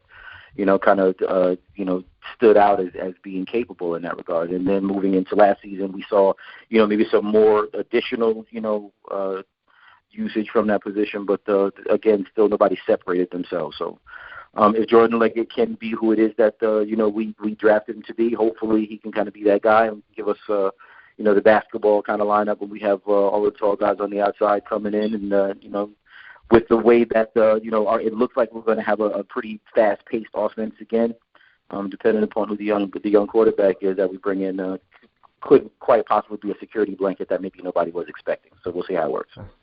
Yeah, and the thing, I'm sorry, Kyle, to cut you off. The thing I just wanted to talk about with as far as the tight end position, no, you're not, is, possibly this signals, the return of Quincy Enunwa, obviously, possibly more of an H-back position as he did so well in 2015. They brought in Terrell Pryor. I don't necessarily see him as a number one wide receiver, but he is at least a big guy. So maybe you could see in some packages, Enunwa kind of playing that tight end position. But I will say in 2016, he did show that he could potentially be a number one wide receiver. Be that number one guy. Absolutely. And he made his name in that H-back position. I mean, we got production from him that, I guess was out of the blue for anybody that was kind of looking on. But, I can see where that actually could be used, to kind of shake things up a little bit. and maybe some splash plays, some big plays here and there that could again open up the offense a little bit. I'm kind of excited about the direction that we're moving, especially with some of the guys that we brought in, some of the younger guys who I think are going to give us a kind of a prolific, a fast-paced kind of offense. Yeah. And what I was gonna say before Ben cut me off earlier, it actually ties in a little better now, so I guess that worked out for me. You brought up Quincy, coming back, possibly being the number one, probably going to use him more in the H-back role. You ever notice how the Jets just historically, an exception to a couple guys like Brandon Marshall, the core of skill positions, we never have a number one. We always have a group of guys who are good enough to all equal a starter together. Wide receivers, basically, including Brandon Marshall's last year, it was just really whoever was hot that week, whoever we could throw to. Last year, it was a mix of Robbie, Trumaine Johnson, and whoever else decided to get good that week. And now this year, it's going to be Terrell Pryor, Quincy when he's healthy, and Robbie if he's not suspended. No true number one. Then you look at the running backs. It's going to be running back by committee. I'll interject myself in this conversation. I don't think you can. What else is there? I don't think you can rule out. I don't think you can rule out a Nunwa as a number one just yet. I think until he's proven healthy and he can continue to produce like he did as a number two, I will not consider him a number one because he wasn't a number one when he was healthy. He was a. I'll have to agree. I want to agree in that. No, we've never had that big name kind of number one receiver. Notwithstanding Brandon Marshall, what have you, but I think the way that our offenses have been kind of set up, it's just been about who's the open guy, and I mean to that effect, if the offense is being transformed the way that we're expecting, I think Robbie is going to end up being the guy who ends up really kind of being that number one guy if he can stay healthy. So, Quincy Enunwa, I mean I don't necessarily want to say that he is traditionally that number one kind of guy, and I wouldn't necessarily have called Robbie that either. But the way that his performance has shaken out over the course of the past couple of seasons, I think, he's well on his way to kind of actually being the closest thing that we have to that right now. Yeah, and I don't necessarily think that's again, Kyle and I are just out of sync. I don't mean to say anything, Kyle, but this is the first time you've been awake in about 3 weeks. So I don't want to cut you off too much because I want to get your input on. I have a caller that I like on the line, and I have a hot take. Kevin, I think Kyle has a crush on you. But I just wanted to say that it's not necessarily a bad thing. I was just talking to Jim Coburn, who does a lot of analytics stuff, and it was for a different school project, but we'll hopefully try to get him on the podcast. But he talked about how the Patriots, and Kyle, exactly what you just said, don't really ever have a number one. I mean, yes, they had Randy Moss for a few years, but outside of that, think about who they have. They have a wide receiver by committee approach, and it's the same thing for the running backs. Whether the Jets are trying to emulate and that, the greatest tight end of all time. And yes, besides the greatest quarterback. I'm saying in their receiver position, I understand there's a difference in the QB and tight end position, and obviously the Jets are taking a different route with their tight end position, but it does really look like the Jets are going by committee in both the running back by both the running back position, wide receivers, tight end, all the offensive weapons. They're almost just going with quantity over quality, and that doesn't mean that a guy like Rawls or Pryor. Yes, but what I will say, though, is it's almost like you're just buying more lottery tickets, and it does provide better depth. So that's not to say that a guy like Rawls or Pryor couldn't come out and end up being a very, very solid starter. I don't mean to say anything, but Jermaine Kearse was he wasn't the top wide receiver because that would go to Robbie Anderson, but I'll say this, he was the most consistent wide receiver on the Jets and the most reliable wide receiver on the Jets, and we got him out of nowhere. So I think that a guy like Pryor, Rawls, even a guy like Clive Walford that we just acquired this week could end up being a main contributor for the Jets. Kyle, in kind of a position you said. Kevin, I really hate to do this, but we have so many callers on the line that we're going to have to move on, man. But Kyle, you're looking at it's not you, Kyle. A minute later, he's gone. I don't want to, but in order for this show to not be 5 hours long, Kevin, we have to give you the boot, but we definitely want to hear from you. We actually do have like a lot of callers. I feel that. But Kevin, it was fun as usual. Thanks again for having me, guys. You have a good night. we got to get you on the show in the next few weeks. Really quickly, though, before you get off, please shout out your social media, just so our listeners can give you a follow, and then hopefully you come on the show a bit in the next few weeks as we get closer and closer to the draft. Absolutely, working out. Jet Take, you guys already know me. Spotty Blackman, holla at your boy. Thank you. Oh, yeah. All right, Kevin, thank you so much, man. Oh, new segment idea. Kevin's Corner. 15 minutes just dedicated to Kevin. Kevin is a terrific caller, so we're coming off 2 back-to-back great callers. We can replace him with Scott. Or replace Scott with him.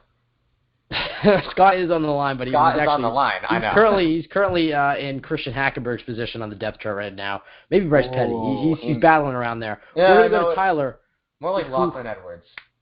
Yeah, maybe Cairo Santos, actually. I'm just kidding, Scott. Yeah. But we're going to go to Tyler, who was actually on the show before I was in the pregame. He's been here for a while, but again, his call dropped, so then he dropped below, and then I just was going. I was going in the order, and then he was already on the show. So Tyler, I apologize. And Ross didn't cheat on Rachel because they were taking a break. Right? Friends reference. Look at that. Yeah. Tyler, good to have you on the show, man. We haven't heard from you in a while, man. What are your thoughts on the Jets offseason so far? Tyler, I think the last time we talked to you, I think the Jets were in December, November, probably still had a chance at the playoffs, but a lot has happened, moved up from 6 to 3, added a few players. We definitely talked about Kirk Cousins together. We might have talked about Kirk Cousins, but Tyler, it's been a while, so what are your opinions on how the Jets are doing so far? They're doing all right. Trumaine Johnson was a big signing. The trade up was very good. I really enjoy it. And, we do too. We're very excited about it. Tyler, you mentioned the trade up from 6 to 3. Is there a particular guy you have in mind for the Jets to take at number 3? I mean, Todd Bowles said he wants a quarterback with leadership. I was thinking more either Rosen or Mayfield. The Jewish Jesus? Oh, okay. Okay, anyways. I think a lot of Jets fans feel the same way as you. I personally have it as, okay, if Rosen's there, you take him. If Rosen's gone, you're taking Mayfield. And if the Jets do that, you're going to be set. I will be very happy with either Mayfield or Rosen. I'm not going to really feel bad either way. Potentially if the Bills move up and steal the guy when the report comes out, a few days later that the Jets wanted X guy and that was the guy the Bills traded up to get, that might make me feel a little salty. But besides that, I think the Jets, if they play their cards right, should get a very, very solid quarterback and a guy that could be their franchise quarterback for years to come. Tyler, we were talking about the tight ends earlier, and then earlier before that we were talking about Trumaine Johnson and his impact in the secondary. The one part of the defense that we haven't really talked about is the defensive line. Do you have any thoughts on that position for the Jets? Obviously, there were some rumors about the Jets being interested in Ndamukong Suh, but Coney Ealy is visiting the Cowboys this week. So right now, the Jets starting defensive end opposite Leonard Williams is Xavier Cooper. How confident are you in this group at getting a pass rush? I mean, I think we should try to sign Coney Ealy. If not, we'll go later in the draft and get a pass rush. Well, some people have said, sources say they're close to a signing, but I'm not sure about that.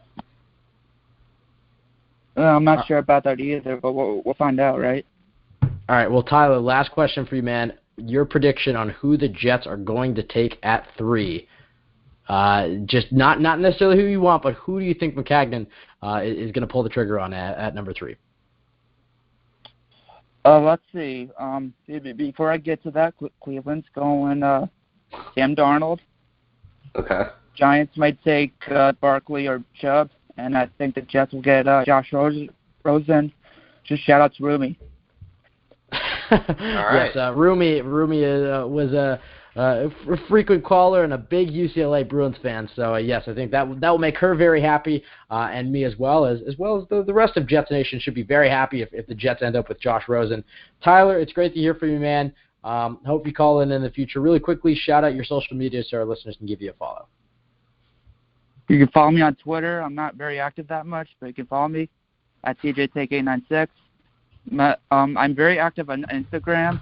My username is at OMG. It's DMJ. So thank you guys, and I'll see you next week. All right, Tyler. Thank you. All right, that was Tyler giving his opinion on the defensive line situation as well as who the Jets could take at 3. Ben, you know you're going to hell, right?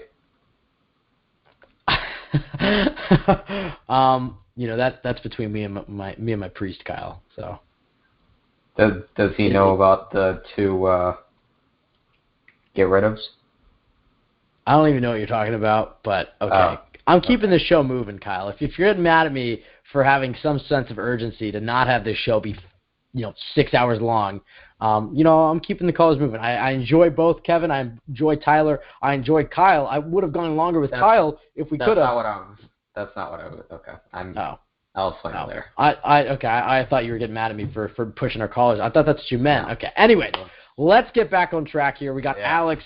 Again, another great caller. All the regulars are calling back in. Alex, it's been a while since we've heard from you, man. All of my fans. Hey, fellas, what's going on? It's draft month. Let's go. It's draft month, and Alex has crawled out of his hole. He is back on the Jet Take, talking Jets. Alex, I've asked this to all our callers, really briefly, or quickly, same word, doesn't matter. Your opinion on the Jets offseason so far, big trade-up, big move, a lot of money. Okay, I don't know what that was. Alex, your thoughts?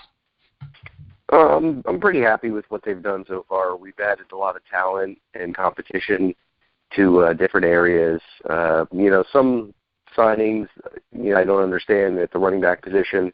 I really like this class this year, so I was kind of hoping, 3rd or 4th round, we'd be looking at somebody like a Rashard Penny or, maybe a Royce Freeman, somebody that is a younger version of what we're trying to get in Isaiah Crowell. So, all in all, I like what we've done on defense. Obviously, Trumaine Johnson, Avery Williamson, I think they're going to be good plug-and-play guys. So, thus far with what McCagnon's done and the language he's put into the contracts, I think he's really, really been much better at doing his job, and you can see his progression as a GM.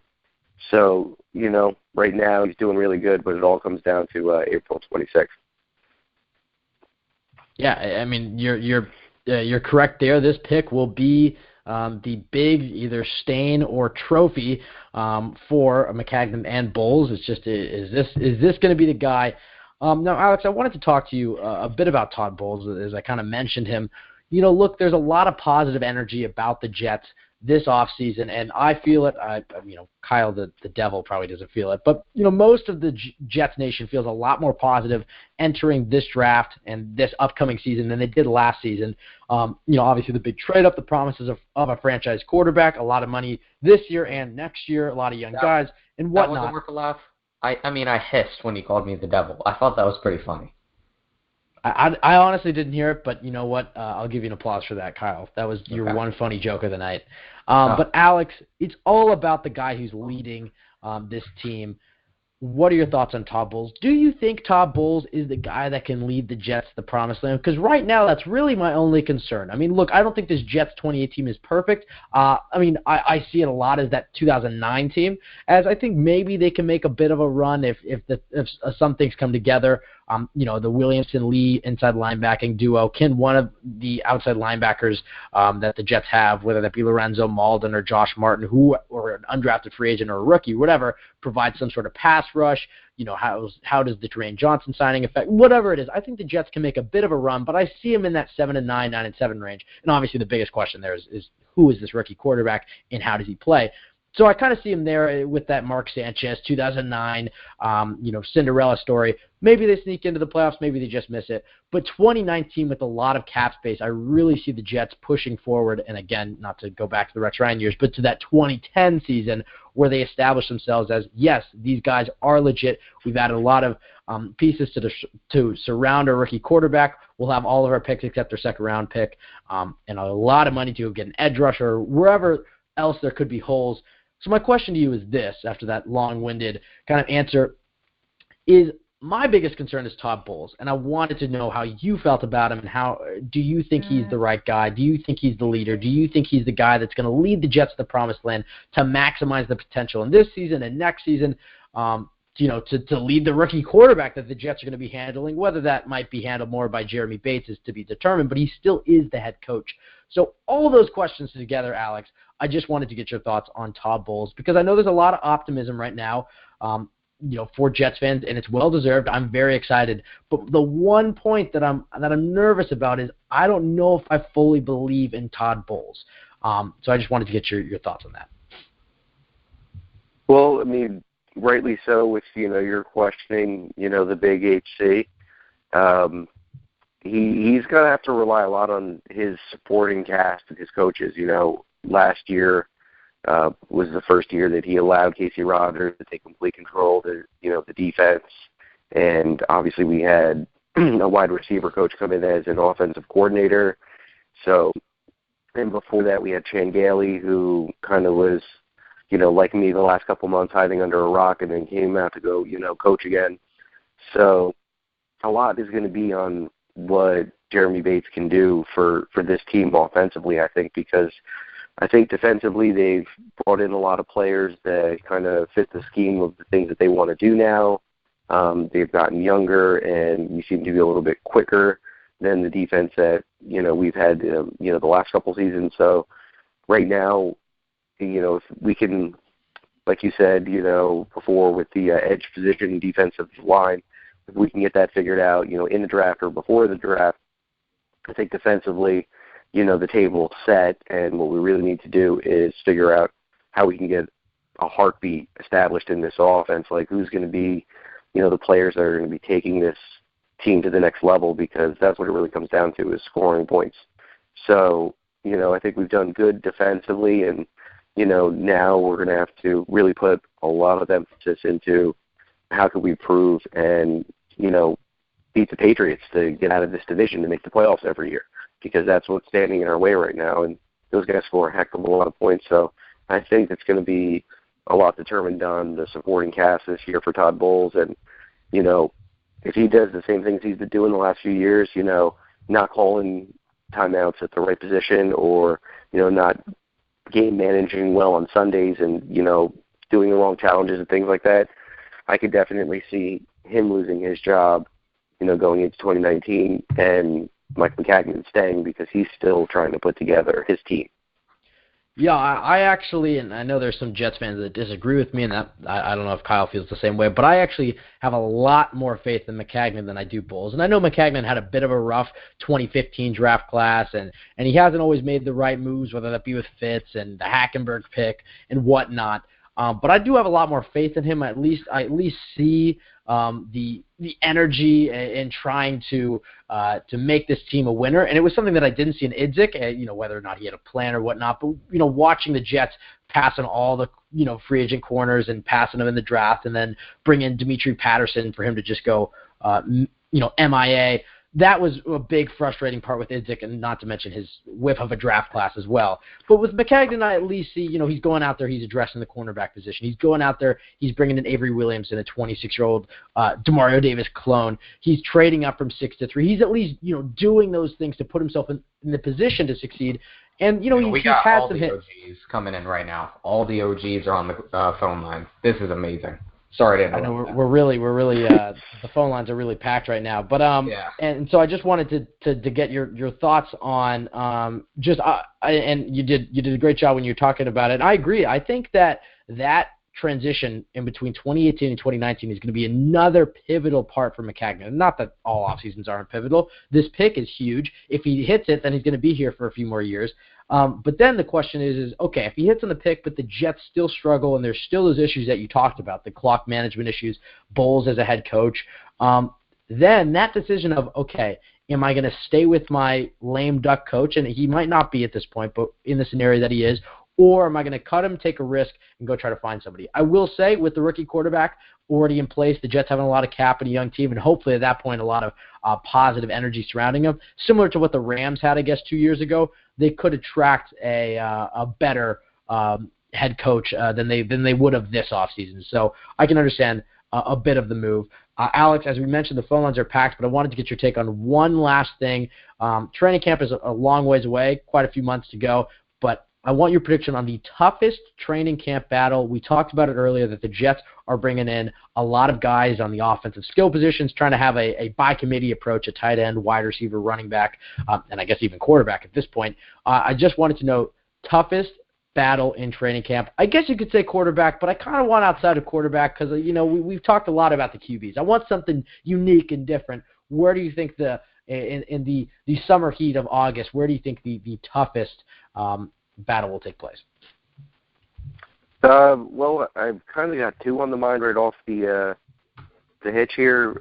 One of them would be the cornerback position because there's 4 young guys that, come right off the top of my head here. I think Derek Jones, Jeremy Clark, Justin Burris, and Darryl Roberts. Where are these guys going to fit into the mold with the 3 solid corners that we have moving forward? So that would be interesting to see who emerges, or if they keep 6 DBs or maybe even 7. I have no idea what Todd Bowles wants to do. I guess another one would be the tight end position because we certainly do have enough of them at this point, and it would be nice to see if Bucky Hodges and Jordan Leggett can each grow and be good receiving tight ends for this offense. We kind of don't know what Jeremy Bates is going to do with these styles of play. I think it's nice to see where he's going with certain areas because, a lot of these coaches have absorbed, players of the past from other different coaches' schemes. So now we're seeing the type of athletes and, positional skill players he wants in his offense. So, I'm definitely interested to see what happens at tight end and cornerback position. Yeah, I agree with you there. I think obviously the running back position is one to look at as well, and even really all across the board. I guess the QB is the obvious one, especially if the Jets bring in a guy like Rosen, who seems to be the most pro ready. He'll really challenge McCown. If they bring a guy like Allen, then you don't really have to worry about it as much. But even how is Teddy Bridgewater doing? As Kyle Smith was talking about quite a bit at the beginning, is Josh McCown the same quarterback that he was last year? Yeah, but I agree with pretty much everything you said. Even the Bucky Hodges move. I remember I was clamoring for him last year in the draft. Even after they got Leggett, I was like, why not get a guy like Bucky Hodges, who I thought could have gone in the 4th or 5th round if he ended up falling quite a bit. But Alex, as we mentioned, the phone lines are packed. So we're going to have to move on. Again, you're one of our favorite callers. We're not just saying that. We've actually had quite a few of our top callers on the line. We're feeling like the New York Yankees right now, just having a absolutely star-studded starting lineup right now. But Alex, thank you so much for calling in. Really quickly, shout out your social media so our listeners can give you a follow. All right, Ken. Thanks for having me on. Pleasure's all mine right here, hanging with you guys again. Draft month is coming.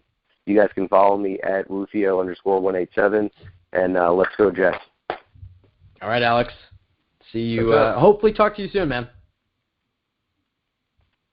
All right, that was Alex. We're going to keep the phone lines moving with the next person in the order. We unfortunately don't have a name. It's 856. You are on the line. What's your name and where are you from?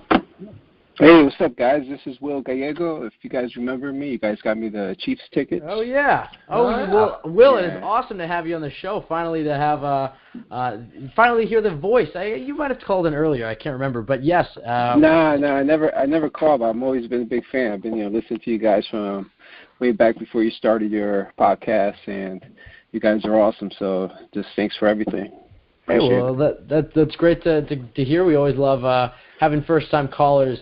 I couldn't remember because I do remember. Yes, Will was the winner of our ticket contest. We had the Jets, and we promote some Jets tickets, and in exchange they give us 2 free tickets. I live in Portland, Oregon. Kyle lives in Florida, Vero Beach, Florida. Sorry, I couldn't think of the city there for a second. Wow. So we Thanks couldn't for throwing out my location. Well, it's a pretty big city. I'm in a pretty big city. No, it's not. It's like a very small city in Florida. Well, if you can find Kyle's house. Okay, Kyle, I guess this is payback for you tweeting out my address from the Jet Take account, but whatever. Oh, God. Anyways, right. Look at that. Okay, Will. Thanks, guys. We did a contest kind of thing for the tickets, and Will won it. You went to the Jets-Chiefs game, which was actually a pretty fun game to go to. That was a great game. Great game.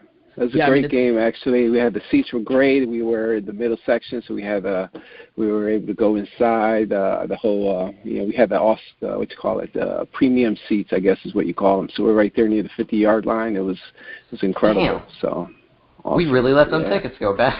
Yeah, you guys. If you're ever there, man, we got to catch up. We got to catch up over there at the game. Well, great to see you guys. We're so happy that you were able to experience that. My only thing would be for our listeners out there, stay tuned, Jets fans. We could have another contest like that coming out soon, and you can be the next Will. Will, let's hop into it here. I've asked every caller this just because I like to see what the callers think of the offseason, where we could take this call to. But your overall thoughts on the offseason, hopefully. Okay, all right. Your overall thoughts on the offseason and the job that Mike McCagnon has done. It was a strong offseason. I like the free agency moves. Definitely grabbing cornerback from the Rams was a big deal. I don't know if you guys saw the news today, but I think the Rams are trying to trade him away for like a second-round pick, and actually even the first. So I guess they made a trade with Cook, and they were trying to trade. What's his name for the Rams? I keep forgetting. What's his name? The cornerback from the Rams we picked up. Trumaine Johnson. Oh yeah, Trumaine Johnson. Yeah. So they were going to trade him for Cooks. Yep. And now they traded him away for a first-round pick. So it's almost like we pretty much picked up a first-round pick through free agency. I like your That's the way I try to look at it. I like that. Yeah, exactly. So I thought that was a huge move right there, and I like the linebacker moves we got there. So we got a little depth right there. The running backs, that was sweet. I think there's going to be some good competition there. Kind of gives us some flexibility in the draft. So I'm kind of looking forward to that. So we got Robbie back. Anunwa's coming back. So that's great. I was kind of worried we might lose him, and as far as him being a free agent. Which call it restricted free agent. I thought it might be a chance that somebody might, pick him away from us. So I was glad. I was kind of worried. I kind of wanted him signed, sealed, and delivered for us. So it was good that kind of went through. So it's looking good in the off season. But we got the big moves coming. So I can't wait. We're 22 days away. So the draft can't get here soon enough. So that's what I'm looking forward to. Yeah, can't wait. Yeah, we're all super excited about it. Personally, I guess I shouldn't say personally. Everybody is very, very excited to see who the Jets are going to take with that third pick. But what I was going to say is, personally, I'm very interested to see where they're going to go in the third round to see whether or not they're going to try to address the outside linebacking position, as we've been talking about for the past few weeks. Obviously, Mac has a track record of addressing outside linebacker in the third round, as he did with Lorenzo Malden and Jordan Jenkins. Could he do that again? It remains to be seen.Maybe a guy like Arden Key could fall after his pretty bad pro day today. It's conceivable he could fall to the third round, right to the Jets. I wanted to get kind of your predictions on draft night. The Jets currently have every pick except their 2 second-round picks. I believe that's correct. I don't want to butcher anything. Yeah, that is correct.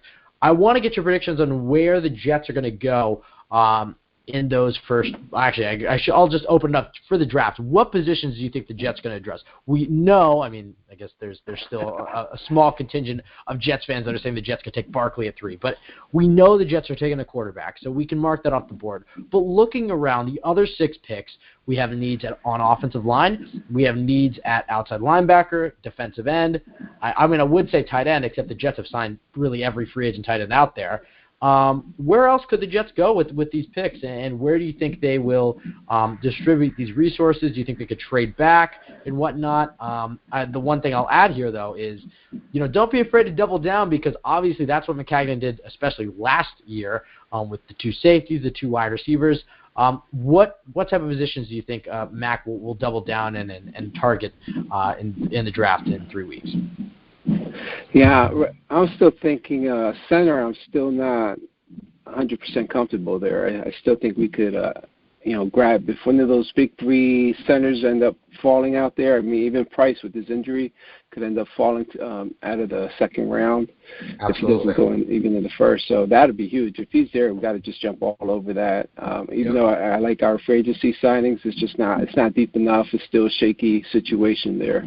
And obviously, if an edge guy falls, like you said, Key, he's a little, at least from what we're hearing, he has some off the field issues that might not be able to, he may not fit in, but at the same time, yeah, exactly, he may not be able to come. But Jamal Adams knows him. He knows him, so we got a little insight right there. So if anyone knows if this guy, if we do pick him up, he's probably going to be signed off by Jamal Adams. So you'll know right there if he's a worthy pick right there. And another guy I wouldn't mind falling, even though we got our tight ends, I still like that guy Andrews from Oklahoma. So Mark Andrews? If we do end up, Mark Andrews. So if we do end up with Baker at number 3, and if we get Andrews to give him his main option right there, that'd be a nice fit right there. So. Absolutely. So I do like Leggett, though. Leggett, if you guys watch him in the preseason, he showed a lot. I was impressed. So he was a big game guy. He was a big game in Clemson and especially in the playoffs. So the guy definitely has some game to him. So it'll be nice to see him develop. Yeah, and that was rumored. I'm gonna go. Him and Bucky Hodges, and basically in my little notebook, they basically had the exact same scouting report. Great athletes, could probably play a wide receiver type of role in your offense, not going to be the greatest blockers, and lack the drive according to sources and just what you see on film from a lot of the times. So we're starting to sense a theme here with who the Jets are picking up and who they're starting to pick in terms of players and who we're picking up in free agency. Avery Williamson and Demario Davis, similar players, going to give you similar production.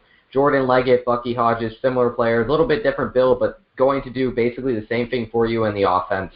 And then quarterbacks we're starting to pick up. Obviously we have deep threats in Robbie Anderson, but, we're picking up quarterbacks, in Teddy Bridgewater and re-signing Josh McCown, who are intermediate throwers, and that's where they excel. So the Jets are really starting to, I think, find players that they like and find, people that suit them best.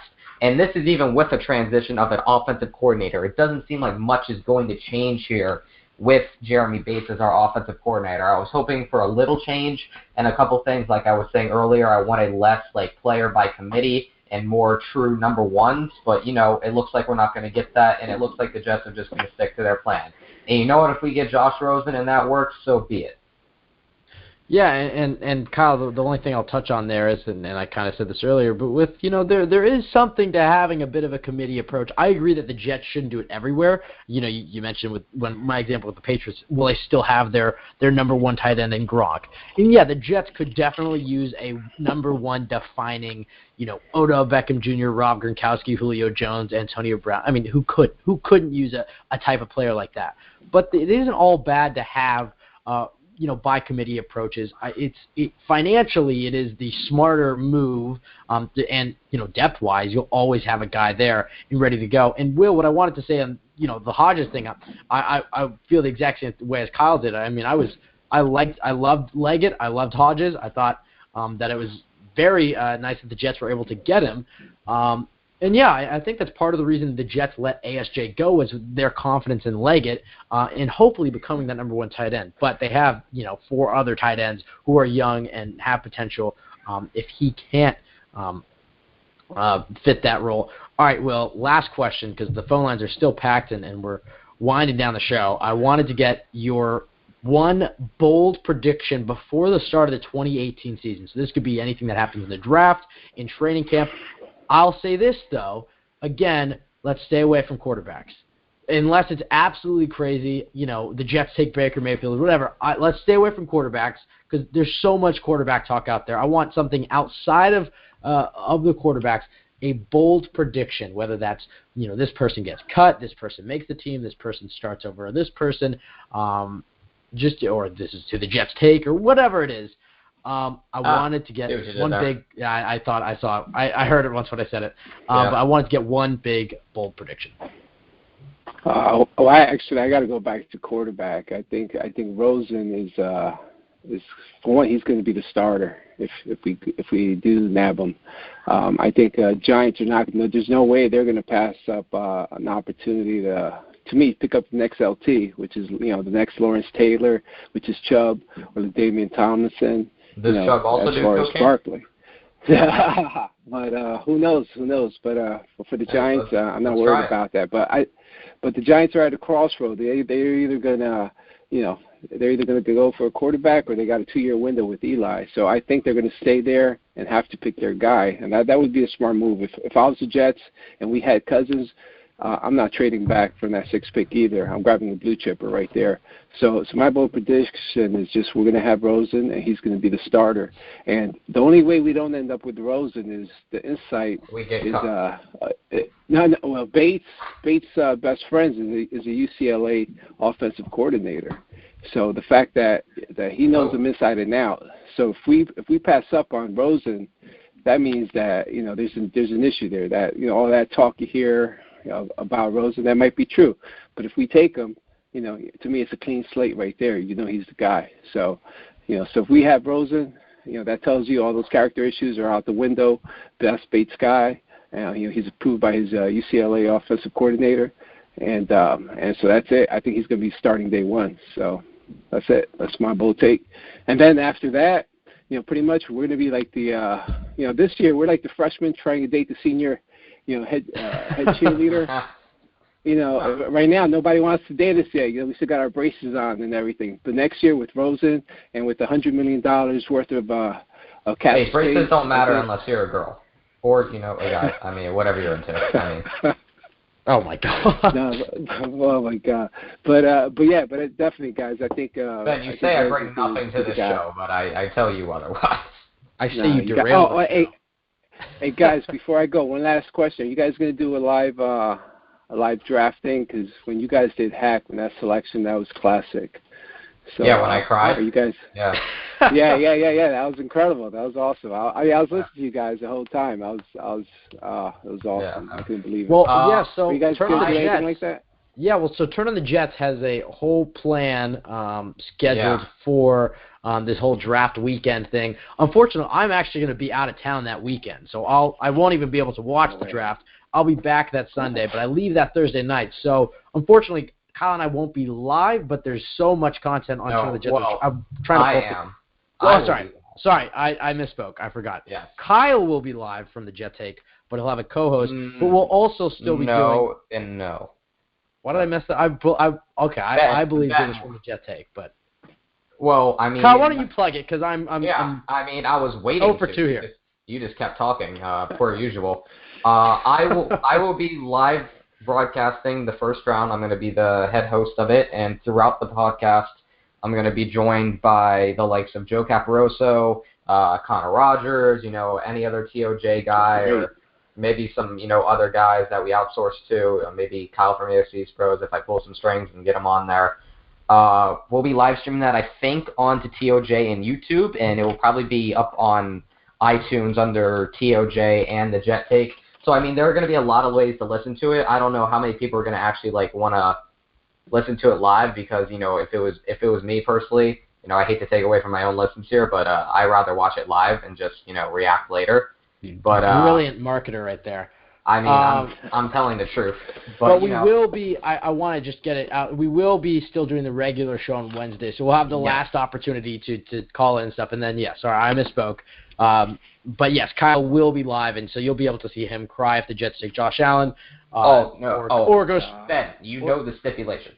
Oh, sorry. Kyle will be, I guess drinking bleach or eating Tide. No. I'm going heavy, dude. I'm going like blood on max. Okay. All right. Anyways, Will, it is always, I guess this is the first time. Thank you. Hopefully, we'll hear from you again soon. See what you did there. Yes, you will, man. I don't even know what I did there. But anyways, Will, great to hear from you, man. Hope to hear from you again soon. Guys. Hopefully we will hear from you soon. That's what you did there. I heard it. But yes, please shout out your social media so our fans, or so our listeners can give you a follow.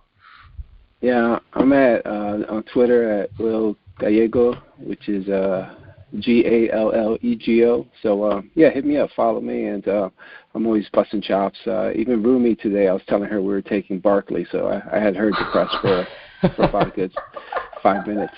I love Rumi, but she's so gullible sometimes. She will just believe anything you tell her. Yeah, she's great. I was messing with her on the show, and I was like, yeah, I hate Josh Rosen as a person. Never met the guy in my life. And then like a month later, she was like just tweeting at me for no reason saying, oh, Kyle, remember when you said that you hated Josh Rosen as a prospect? To be fair, you did say you hated him. I mean, as a person, Will. Yes. Anyways, Will, great to have you on the show, right, man. It reminds me a lot of you, Ben, if I'm being honest. All right, well, thank you. We actually went to the same hometown because I used to live in Manhattan Beach, California. He's from there. Oh, so you're saying you're rich. No, that's not what that is at all. Will, hope to hear from you again, man. Thank you, guys. Goodbye. See ya. And I think Will's right on the Rosen thing. I think the Jets traded up for Josh Rosen. And I think they know how the board is going to break. I think they know there's a fraternity. The GM, being a GM is a fraternity. So I believe the Jets have a very strong idea of who the Browns are going to take, who the Giants are going to take, and then who will be available. But that's just some, Twitter speculation and other speculation. I think they traded up for Josh Rosen. If he's not there, they're going to take Baker Mayfield, and they'll be happy with it. We're going to keep moving. Are you saying Twitter's not reliable? Your Twitter's not reliable. I will say, actually, speaking of an unreliable source tweet, yeah. So we were just tweeted at just to talk about how there is a rumor, and don't put any stock into this because this could be wrong, but I'm actually going to at this person just because I don't want to take they wanted us to mention it on air that Charlie Creverio, boy, I don't want to butcher that. That Jordan Howard, who's the Bears running back, deleted all his Bears references from his Instagram, and some have rumored like a pick swap with the Giants. Whether that's a first-round pick or not, I don't think that would make much sense, but, it's conceivable the Bears could try to trade up and get Barkley. I don't think it's happening, but I figured I might mention it. So maybe Jordan Howard moving on from the Bears. That would be the second year in a row that the Bears move up to number 2. But I will say this: I don't think it would be a first-round pick. I would probably, if I had to guess, it'd be like swapping third-round picks and Jordan, whatever. But Jordan Howard was, I believe, 2 years ago was like the league's leading rusher or something like that. So yeah, but then Tariq Cohen came in and was like, hey, I can do that too. So we'll see. And then that begs the question: why would you draft Barkley? Maybe you get shot. I don't know. Anyways, thought we throw it out there. That shit doesn't add up. There could be possibly Jordan Howard moving on to another team. All right, we're going to go to hockey. If that breaks, you have to credit at the Jet Take. I know, we probably credit the guy who just tweeted us, at Charlie Creverio. No, because he sent it to us. That's not how that works, Ben. You think Adam Schefter credits his sources when somebody sends him something? Well, I don't think... Okay, anyways. Just, Kyle, you're wearing me down, man. I'm just kidding. Good. I love Kyle. Kyle and I, we've gotten to know each other fairly well over these past 3 years. And I enjoy running the podcast with you, Kyle, even if it comes off like I don't. I think... No, I hate your guts. So okay. Say what you want. Anyways, let's just keep moving. That was such a fake laugh. I was trying to be kind. It was a real laugh because I was trying to be kind. I was like, you know what, Kyle? I've enjoyed running this show with you. I just unplugged my headphones. I enjoy running the show with you, even if we have differing opinions and you try to ruin it. But then you just, whatever. Anyways, let's just keep moving on. 2 more calls on the line. We'll go to Hakeem first, and we'll close with Scott from the Play Like a Jet podcast. But we'll go to Hakeem first. Scott might be mad at us. Just might be. Hakeem, how's it going, man? Hey, Ben. Hey, Kyle. How you guys doing? Hakeem, the OG. We're doing well, Hakeem. I guess the OG. It's been a while. It's been a few weeks. How are you feeling, man? 22 days away from the draft, getting closer and closer to seeing who that franchise quarterback is going to be. How are you feeling? Man, I'm feeling great. Our Jets are in position to make, big changes. I really liked our free agency additions. We added a lot of young pieces that can be our nucleus moving forward. And it's just exciting, man. If you look at the depth of the roster from last year to this year, it's extraordinary. You know what I mean? So I'm super excited, man. We got a lot of stacked position groups, and I can't wait to see them play out in training camp and battle for, the 4th or 5th spots too. I think those are going to be some heated battles in training camp along the wide receiver and cornerback positions. But man, I'm just fired up because I think this team is really starting to become solid all the way around. Yeah, I mean, I think this is the depth is something that you just mentioned there that I really feel confident about. And and I keep circling back to Kyle's point about he wants the number ones, and I agree. But the thing that this whole adding guys like Thomas Rawls and Terrell Pryor might just seem, and they might fizzle out. They might not be Jets next year. They might not even be Jets this year. They could get cut. But it's just you add guys, you add as many guys as possible, and then you let them duke it out in training camp, and you're able to get the best 53. And, it's football. Injuries are going to happen. The Jets are going to lose. Unfortunately, they lost Quincy Enunwa for the year to a neck injury. They're going to have somebody else that goes out for the rest of the year. And it's going to suck. It's going to be unfortunate, but it's going to happen. You build as much depth as possible, and so you can prevent something as an injury being as detrimental to your team's success as it could be. So I agree with you, Hakeem. I'm very excited about this franchise pick.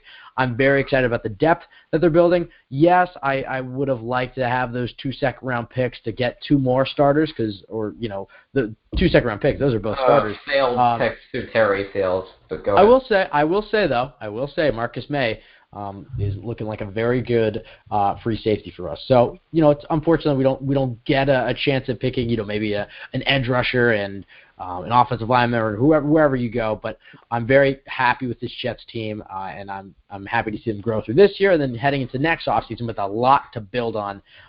We'll start in a place that we haven't talked about at all on this show, the offensive line. It's been kind of swept under the rug, and Maccagnan has stayed true to form. He doesn't really value offensive line. I'm not angry about this as much as a lot of other people are. I see where he's going. The league is transitioning a bit. It's transforming. You don't necessarily need a top-notch offensive line. You just need guys who don't suck. And so I wanted to get your thoughts on the Jets starting offensive line and a move they made this weekend in bringing in Travis Swanson. So right now, the Jets starting offensive line should look like, and barring any cuts or whatever, left tackle Kelvin Beachum, who was with the team last year, left guard James Carpenter, who was also with the team last year, Spencer Long, who was the free agent addition from the Redskins, very solid player when healthy, but that's been the problem, hasn't been able to stay healthy, right guard Brian Winters, also solid player. Him and Carpenter have both been solid players in the past, but last year they both struggled quite a bit. Whether that be with the new running scheme with John Morton, they brought in Rick Dennison, maybe that will help him, more of a zone blocking scheme, so we'll see how Carpenter and Winters progress, but they both flashed in the past. And then your right tackle, Brandon Shell, a pick that Maccagnan doesn't get that much credit for as a 5th rounder, finding a starting right tackle. Some depth moves that they've added, and you talked about depth in your in what you just said a few minutes ago. They've added Swanson. They've added Jonathan Harrison. They're expected to add some more guys in the draft. They have Qualley coming back. So they have guys, and they also re-signed Ben Ajalana. So they have a pretty solid, okay offensive line. If everybody let's say everybody stays healthy, Carpenter and Winters just kind of play at that 2016, 2015 level, which is pretty solid guard play, actually. And Long's able to stay healthy as well. You're looking at a pretty solid offensive line. And if somebody does go down, you have okay depth, but not great. Nothing's great. I mean, I would give it like a C offensive line. I wanted to get your thoughts on the offensive line, especially with a rookie quarterback coming in, and a rookie quarterback who could potentially be starting. And even if it's not the rookie quarterback, you have a 40-year-old quarterback who probably can't take too many hits, or a quarterback who's coming off major knee surgery. So the offensive line is a bit of a cause for concern if it doesn't come together.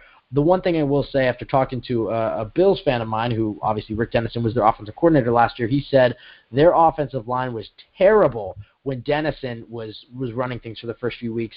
For the first 8 weeks, he said, with his zone blocking scheme, they just couldn't get it down, and the Bills looked terrible. When they finally took Dennison off of the offensive line, the offensive line got much better, and Shady McCoy was able to do his things. Take that as you may. He's just a Bills fan, but that was his take on Rick Dennison. He's not a big fan of the addition as the offensive line coach. But Hakeem, long-winded, I guess, question/statement. Wanted to get your thoughts on the offensive line, the depth, its ceiling, its floor, Dennison, just everything offensive line, especially with an interesting quarterback room behind it. Yeah, I think the offensive line is definitely one of the most concerning position groups that we have heading into this draft. We definitely need to address it, add some young talent into there. We need to hopefully, hit on a player from day 3, day 2. I'm expecting us to definitely draft at least one offensive lineman, and he's probably going to be a versatile guy, maybe a day 2, day 3 pick, and then he'll be able to play either guard or center or tackle or guard. Someone I really like is Braden Smith from Auburn. I don't think he might be there. But, there's a lot of good day 2 offensive linemen, and I think one of them has a chance to fall to us, in the 3rd round when we pick. We definitely address it. I think you were spot on about your analysis about Maccagnan and how he values this O-line. He just wants, average plug-in players. Brandon Shell, we still have to see how he's going to develop. But overall, they're solid across the board. And for me, the way I view offensive line, you're only strong as your weakest link. And last year that was Wesley Johnson, and we got destroyed. But now, it's like we don't really have a weak link. I'm sure, one player could be playing bad, one game, but I think it's going to be more like pick your poison, and it's going to allow us to be more flexible. But I also expect us to run the ball a lot and give this rookie quarterback, a breather. I think, and to make a point about the depth that we've been talking about, I don't think depth is always considered by committee. For example, our running backs, I think it'll be more by committee. Powell and Crowell will get some nice carries. But as far as the tight end, I want a number 1 too, Kyle. So here, we got this open tight end position, Clive or Jordan Leggett. I want one of you guys to come out and compete and take that spot.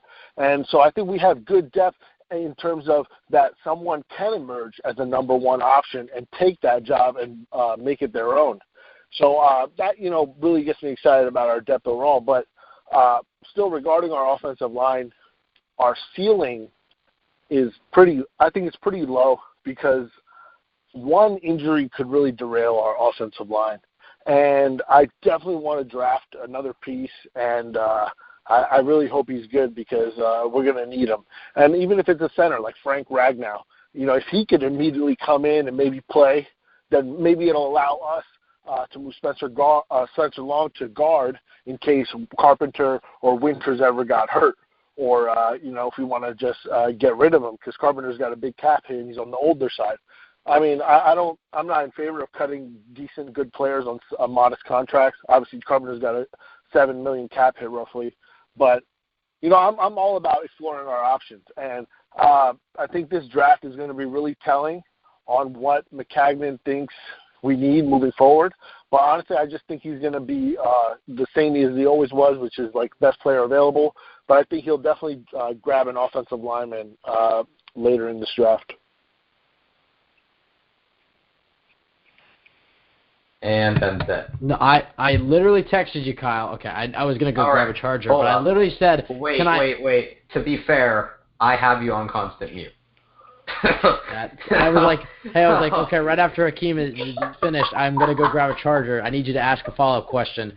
And he couldn't even do that. Okay. Anyways, Hakeem, my phone is dead now. Come on, Kyle. My phone is dead now, but it's fine. I got to sit and listen to what Hakeem was saying. I was going to go grab it really quickly.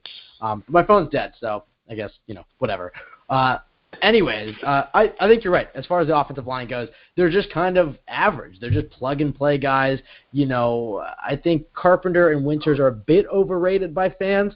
That's not to say that they can't return to what they were in 2015 and 16, which were 2 pretty solid guards. I don't think Carpenter's going to be with the team after this year. Last year was really rough on him, but his contract, I think, ends this year. So, but I liked the addition by Maccagnan. I liked it at the time. I still like it right now. And I think, hopefully under Dennison, that they can all kind of, find their niche and really protect whoever's under center. Anyways, Hakeem, moving forward, last question for you, man, because we got to end the show fairly soon. We got Scott waiting in the line. So we talked about the offensive line. I don't know what that. I think your dog just growled. What was that? I don't think your dog likes Scott that much. I don't know if that was a dog or what.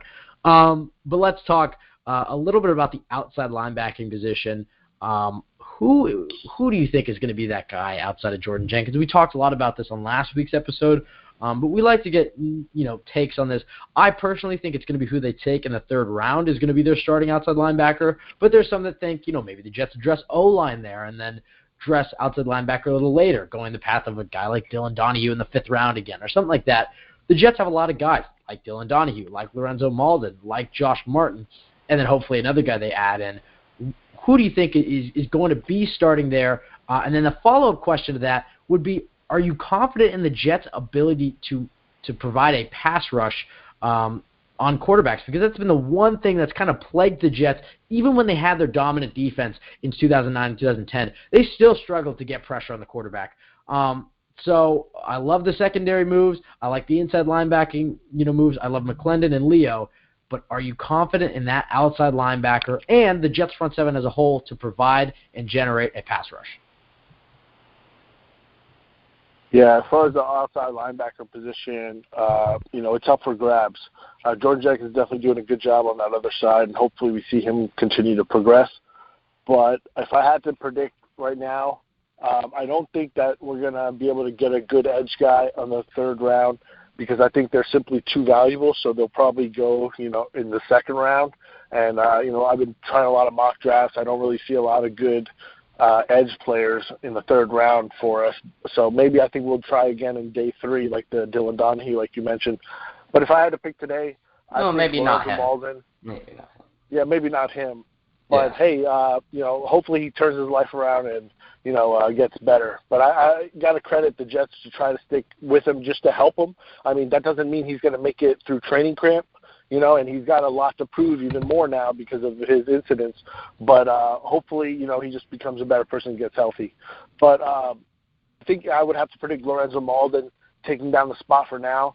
Unless his back injuries resurface, then we'll have Josh Martin hold the spot down, especially on rundowns, first, second downs. But I hope that, we find a gem in day 3, but I'm not counting on it. So to answer your other question, I'm not really confident in our front 7 being able to generate pressure. And that's the part of this defense that still scares me. And it's probably currently our biggest weakness on defense and one of our only few weaknesses on defense. So I feel like if we can, get that fixed up, and I also believe it's partly why McCagnon made it a point to keep that first-round pick from next year, because we might be spending it on an edge player. But I really think that if Bowles doesn't, devise some creative blitzes, that we might not be able to generate pressure against teams that have good offensive line or teams that have quarterbacks with escapability. So I could see us losing some games down in the 4th quarter if we're not able to generate that edge pass rush. Interior pass rush, blitz, I think we can generate pass rush there, but sometimes we need to just rush 3 or 4 and be able to generate some type of pressure. And, just seeing the Jets play, like, for the whole decade, that's something we really lack. And I hope Malden can just transform and become a beast and take that position, but I'm not banking on it. Yeah, and what it's really going to come down to is, can they take pressure off of Leonard Williams? That's been the big thing. Leo, whether or not he's hit his expectations, I'll get this out of the way. He's certainly a very good player. He's a young, good defensive end in this league, and I would even say leaning on great. He's just a very solid run defender, can get after the quarterback. But the problem is he's had no help opposite him. I mean, he is just constantly double-teamed, sometimes triple-teamed, can't really get off of that. And so he'll sometimes make an impact. I remember New Orleans, I was tweeting, Leonard Williams has got to learn to get off these double teams and triple teams if he wants to be considered, a great J.J. Watt or Richard Seymour, which I think set the ceiling really high for him. But as a guy who came out of the draft as the best player in the class, according to a lot of people, you'd want him to be able to shake that. But it's not really his fault. I mean, you put Leonard Williams in a defense who has a very, also a very good defensive end opposite him, he's going to be wrecking. He's going to get 6, 7, 8 sacks, doing his job in the run game. So, but it's really going to come down to if they can take pressure off of him. So can a guy like Xavier Cooper or Tony Ely, if he comes back, provide at least some sort of pressure so offensive coordinators and offensive line coaches can't just focus on Leonard Williams. Guys in the middle, I like Steve McClendon a lot. Probably the most underrated Jet on this roster. But he's up there. He's a very, I think it's Glenn did a fantastic film review of his, and he's very, very, very good. I don't want to. I think we don't talk about him as much because we lost Damon Harrison, and he's more of a 2-down run stopper guy. But we got to make it clear that Steve McClendon is a very solid nose tackle in this league. Whether or not he's going to be with the team much longer, he is 31, 32. That's another question. But yeah, it's going to come down to certainly can they take pressure off Leonard Williams. When it comes to outside linebacker, I'll say this: I think I've kind of thrown the analogy to this is the 2019, but next year. I think that's where you're really going to see the Jets take to the next level. And part of that is because, as you said, they're going to have that first-round pick or a fantastic free agency class. Ezekiel Anza, DeMarcus Lawrence, Khalil Mack, and with the way the way Gruden's running things, he might be available, but expected to probably get franchise tagged. And Aaron Donald, who will probably also get franchise tagged or signed to a longer deal, among many others. The Jets are going to have opportunities to add guys to their front seven to generate a pass rush. So I think next year is really going to be the year you see them add a guy like that. This year, I think you'll see him add a guy in the third round. Try to pick a Jordan Jenkins-esque player in the third round, except I think they'll go kind of the opposite, so I shouldn't have used Jordan Jenkins-esque, but when I say Jordan Jenkins is a high floor, low ceiling type of guy. He's going to be a consistent Jet for a long time, but I think they could go with the opposite, kind of a high ceiling, high athletic, just kind of take a chance on him in the third round. Go for a guy who can really, best case scenario, be a top pass rusher in this league. But when I said Jordan Jenkins-esque, I mean take a guy that you're confident in the third round that could come in and produce. Lorenzo Malden was hopefully trying to be that guy, had a pretty solid rookie year, gained some weight, sophomore year wasn't as good, and then was hurt last year. So maybe he can make an impact, but as you said, I wouldn't count on it. Hakeem, it's always great to hear from you, man. You got to call in earlier, so I guess it's partially on us that we got to structure these calls better. But I'm telling you, you're always the last caller, the second to last caller, and then we squeeze you down to 10 or 15 minutes, man. I'm telling you, Hakeem, you are a very, very good caller. I've said a lot of varies. I said like 8 about Steve McClendon, now 4 about Hakeem. But you're one of our favorite callers. I tried really hard not to say very there. You're one of our favorite callers, and we'd love to have you back. But call it earlier, man. I've already given you this talk. We got to talk more Jets with you because right now we're only able to focus on the front seven and offensive line. But great to hear from you, man. Really quickly, shout out your social media so our listeners can give you a follow. Yeah, thank you guys for having me on. You can follow me on Twitter at Hakeem Amir. And also, I know you're going to get Scott on, so I would love to get his take too.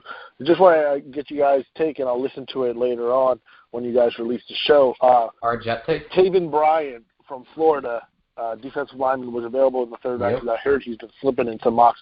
Do we take him? Do you like the fit with the Jets? Just answer that for me. I really appreciate it. All right, guys, thank you for having me on. Love your show. Take care. Thank you, man. Thanks for being on.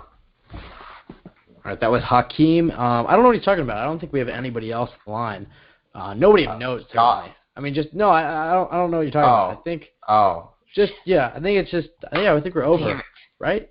Yeah. Yeah. All right. Oh wait, it's time for the man of the hour, the greatest podcast host. No, what the hell is this then? No, in the history of the United States of America. It's Scott Mason from the Play Like a Jet podcast. Okay. Wow, wow. I was hyping him up, and then you just.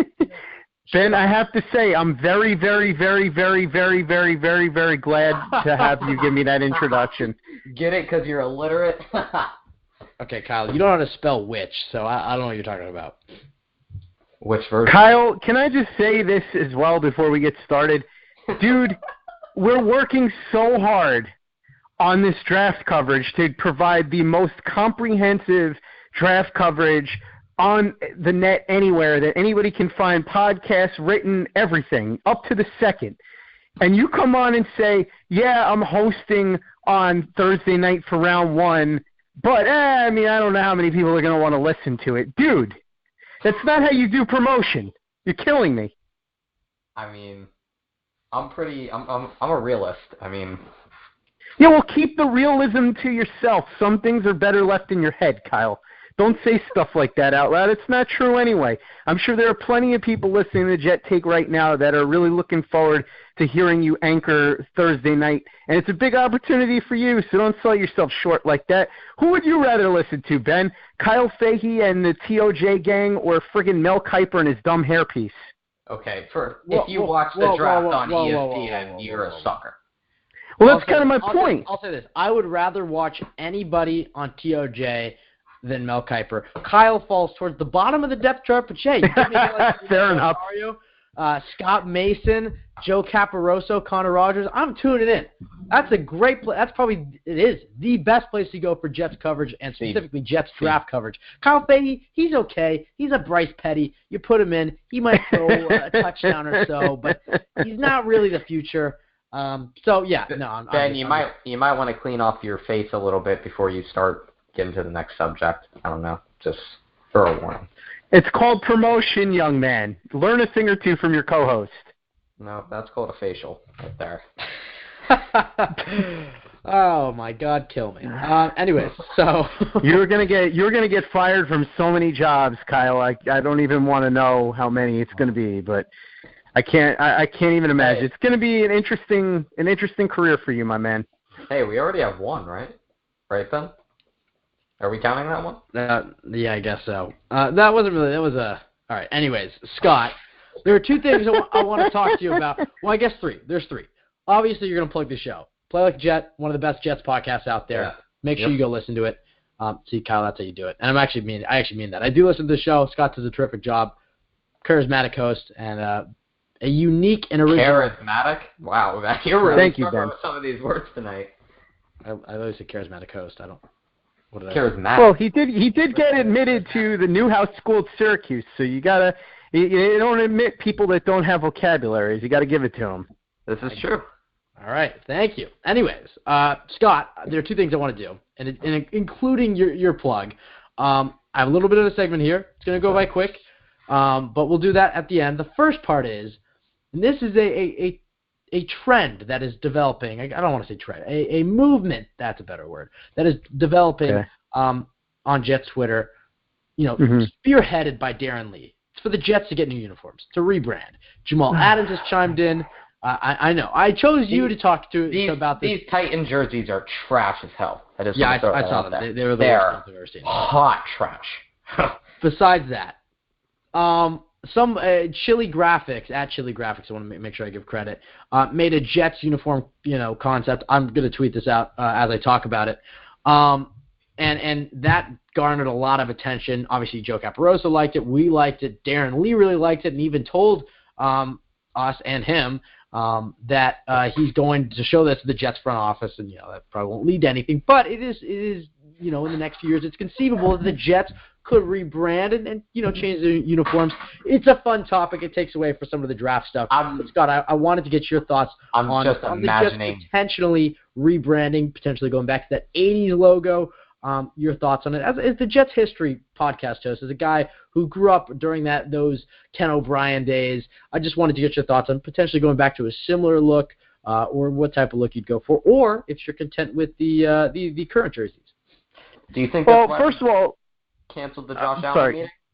I asked Scott a question and Kyle started to talk. I don't know how that works. That's kind of how that works. About Josh Allen. Yeah. What about Josh Allen? I don't even know. I'm not sure I understand the joke. If Ben would shut up and let me finish it, that would be fantastic. You cut off a question. Okay, anyways. Yeah. Scott, I just want to get a fun topic. First of all, Chili Graphics did a great job, so let's start with that. Second of all, I like the throwback to the 80s uniforms. They always look really sharp. Visions in my head of watching Wesley Walker and Al Toon catch touchdowns from Ken O'Brien and on and on down the line.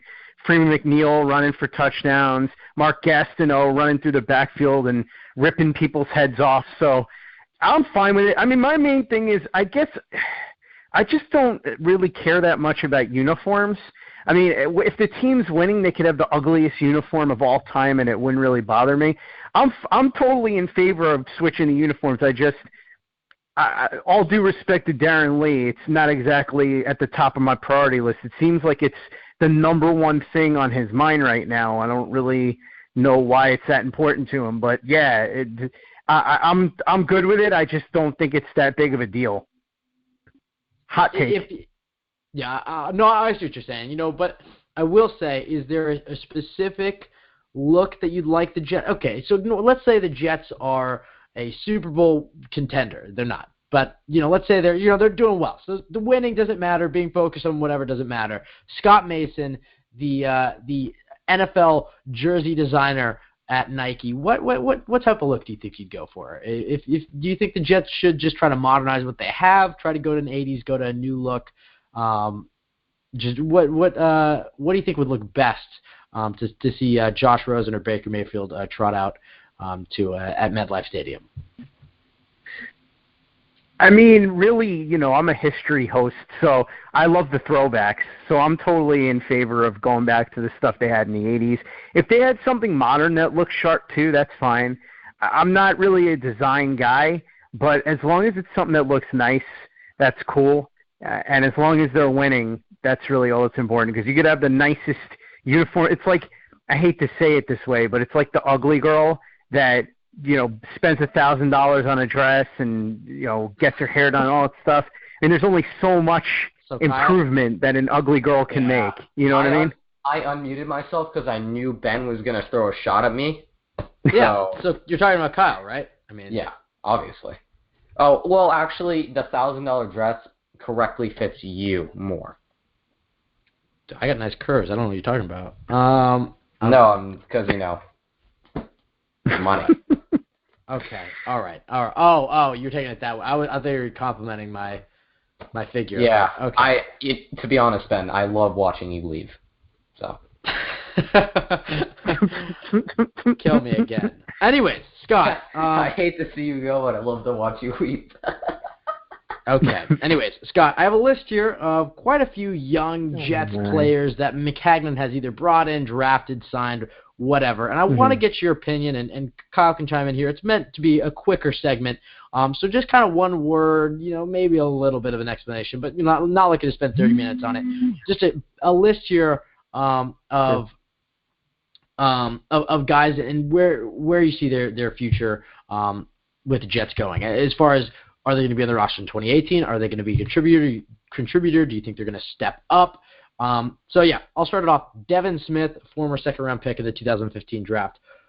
What does his future hold? Am I giving one-word responses, or am I giving a quick take? One word to, maybe if you feel like you want to expand a little bit, but not too much. Okay. I know I'm holding you away because you love to talk, and we absolutely appreciate it, but just with this segment, because there's just quite a few names. Yeah, no, I just wanted to know if you wanted the one word. I'll give you a very quick take. Love Devin Smith coming out of Ohio State. Thought he was going to be a big home run hitter for the Jets. Injuries and not really seeming to fit with the offense have hurt. And unfortunately, I have a feeling that there's not going to be much for him here and maybe not anywhere else. It's a shame. I really had high hopes for him, but it is what it is. All right. Next player on the list, Lorenzo Malden, literally the next pick. He's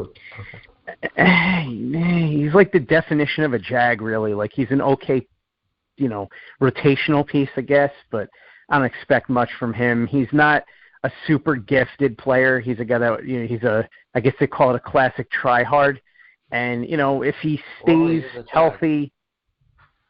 Well, he is a Jag. Well, there you go. Yeah. Fahey +1 right there. But yeah, no, I mean, he's just, to me, he's a guy that he's okay to have on the team in a roster spot, but I wouldn't expect much more than decent play from a rotational guy kind of thing. All right. We'll go next to Dion Simon. Simon says? Yes, Simon, exactly. Simon says practice squad. Yeah, I don't know, man. He's another one that I thought could turn into another snacks type, but it just seems like that guy turned out to be Mike Pennell, who I don't know if you're going to ask about, but if you do, I'll mention him then. But it just seems like he turned into another guy that's really not going to do anything, unfortunately, when he was supposed to have a breakout and then First year he doesn't do anything, and then the second year he ends up in the practice squad. I've lost all expectations for him. Yeah, I mean, and I'm actually asking Mike Pennell next. Yeah, I mean, this is just, I mean, if you think about it, the Jets now have traded 2 second-round picks this year, a second-round pick next year. It's really important that at least one or a few guys on this list can step up. So that's kind of the, I should have said that in the intro, but that's kind of the impetus for this this discussion. But yeah, Mike Pennell, the next one on the list. I know a few of these guys are like, oh, they probably don't have much of a future, but it's really, do you see any sort of future of them being at least a role player on the Jets? But yes, Mike Pennell, for the sake of it, will be next. Yeah, I like Pennell. I actually talked to Joe Blewett about him, and you know how Joe Blewett is. Everything has to be precise when it comes to like player analysis. So I just said he could be another Snacks or McClendon type, just like a blue-collar guy who makes an impact doing the dirty work. And he's like, well, he's more like this guy. I'm like, Joe, I know. I was just saying that he could be like a hidden gem kind of thing. And that's what I think. I think Pennell last year played pretty well. He turned out to be a really nice piece. I think he's going to start this year a lot, and he'll make an impact in the run game doing a lot of the dirty work. Him and McClendon are going to be two of the unsung heroes on the defense. All right, Bryce Petty. Hated the pick when they made it. I guess in some ways I figured, well, if you're going to take a shot at a fourth rounder with an arm and some talent, fine. But he's not good. He won't be on the roster.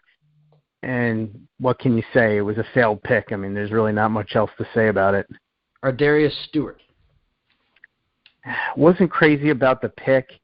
If he's not going to be doing returns, I'm not really sure what his purpose is here. I thought the idea was he was going to do returns and be, you know, a guy that you bring in for gadgets. And it just seemed like nothing really happened with him last year. He had a couple of decent plays, but I wouldn't be shocked if a year or two from now he's not on the roster. I expect him to make the team this year, but after that, who knows? I don't have much expectations for him. I didn't think he was that great coming out of school in the first place. Chad Hansen. Chad Hansen I like a lot. The question is to me whether he's going to get any opportunity. He was a late bloomer at Cal. I saw him single-handedly just rip up Texas, even though Texas won the game. But he had a monster game. He had like over 200 yards. He's got great hands. He's got good size. He knows how to position his body. I think he could be a really solid receiver in the league, but it's going to be interesting with the Jets because they don't have any, you guys were talking about it earlier, a true number one, but they do have kind of a crowded wide receiver group. So I don't know. I mean, listen, if he plays well in camp, maybe he bumps out Terrell Pryor or something like that, which I know everybody seems to, some people have deluded themselves into thinking Pryor is like a number one receiver or something, but that's my take on Hansen. I think he has a chance to be a solid receiver. I just wonder if he's going to get the opportunity.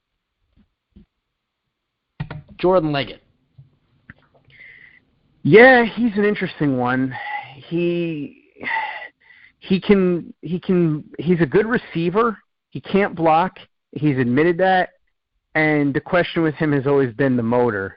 Sometimes he's even admitted it's kind of that Mo Wilkerson thing when he was coming out of Temple, whether or not he's going to give his full effort. If he does, he's got the athletic gifts and the size and the hands to be able to be a decent tight end, which, with the Jets is a plus. We'll see how he recovers from injury, but I think he has a chance this year. He's going to be given every opportunity to be the starter at the position. So we'll see how much he wants it. Justin Burris. Yeah. It's another guy that we all kind of hoped would be good. And I don't think he's any good. He seems lost in coverage a lot. And he just seems like he's going to be another one of those guys that kind of maybe bounces around the league for a while as a backup corner, who every now and again you see getting beat on a third down or something like that, or he comes in to replace an injured player. I don't have much hope for him. I know a lot of people wanted him to step up and become a starter, but I don't think he's going to be anything more than cornerback depth. Jeremy Clark. Yeah, it's really hard to say with him. Obviously, he's got great size and skills, but raw gifts, not necessarily skills. He was a project. That's kind of what they got him in for, and then he was injured. So I don't know what to expect from him, but he'll have an opportunity, I would assume, to win a spot on the roster, and we'll see if he's made any progress. Derek Jones, who was actually on our show last year. Yeah, he's another guy that was kind of picked with the idea of him being a bit of a project. McKagan does that in the late rounds, which I don't necessarily have a problem with. It's just that a lot of these projects haven't panned out. He did that with like Jarvis Harrison. Jones is another one. It's like Clark. He'll have an opportunity. He's going to have to step up and try and seize it.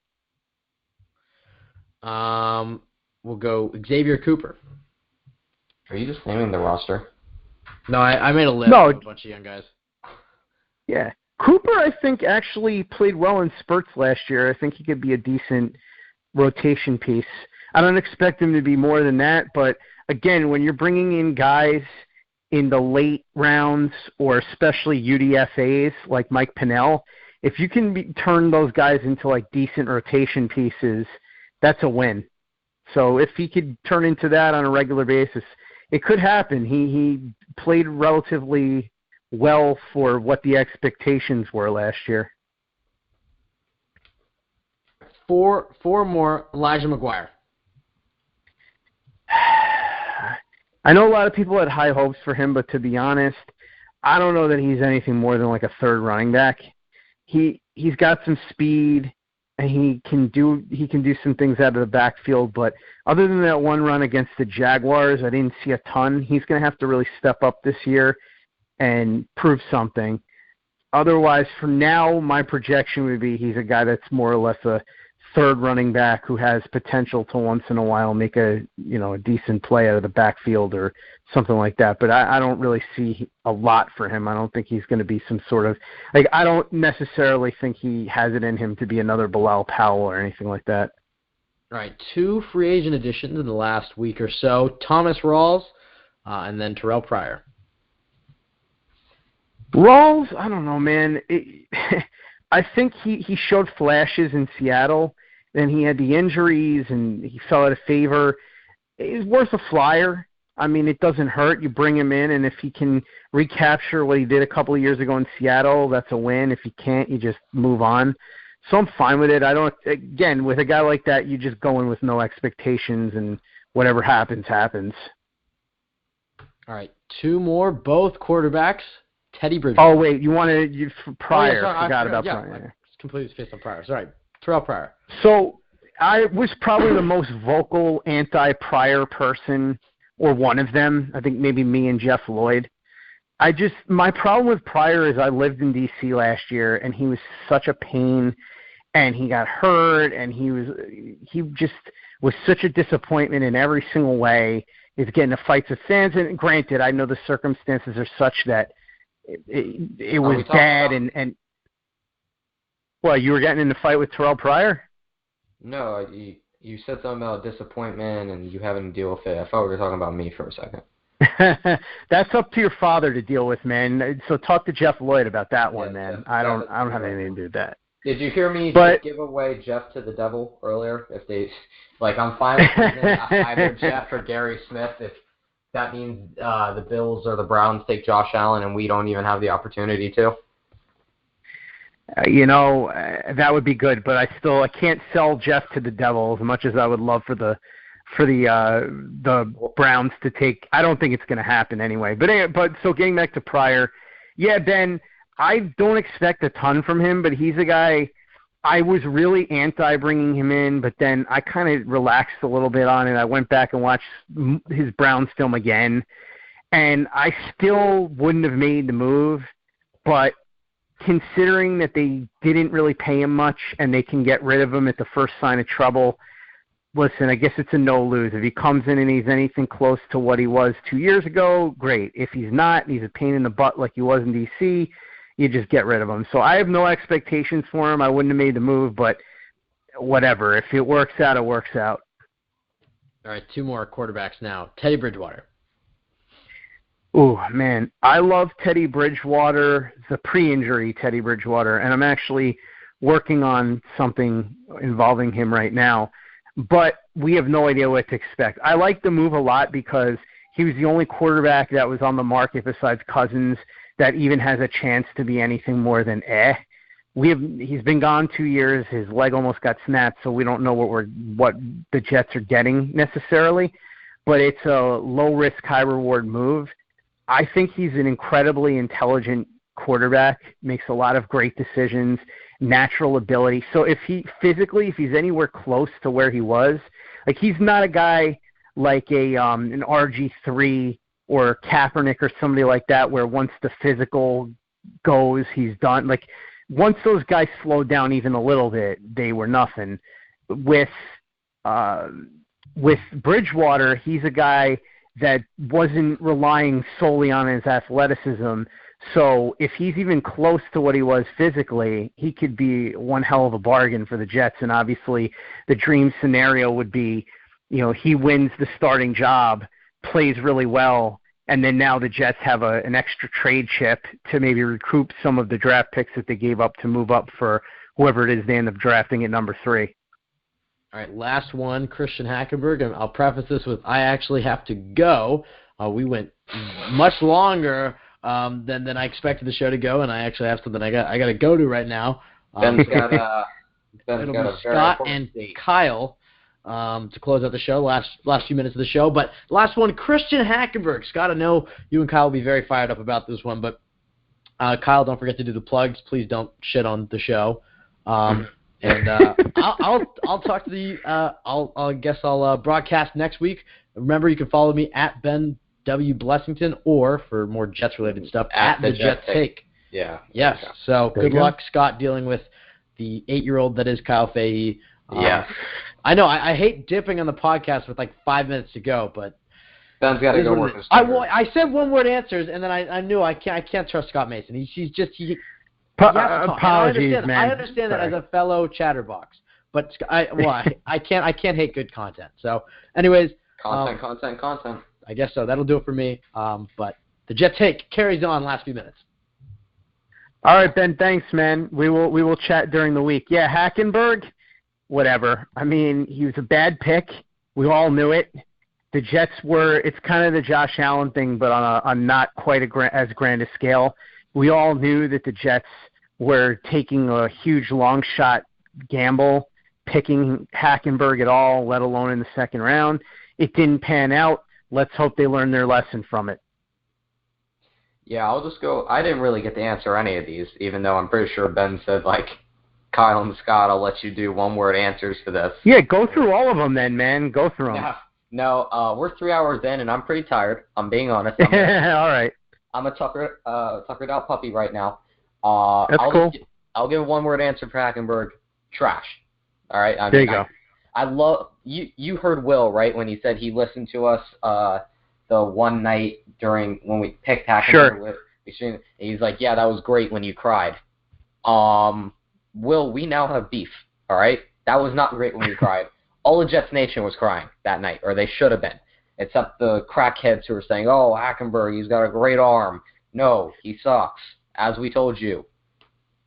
Same with Josh Allen. All right, Scott, you were great tonight. All the callers were great tonight, so go ahead, plug all your stuff.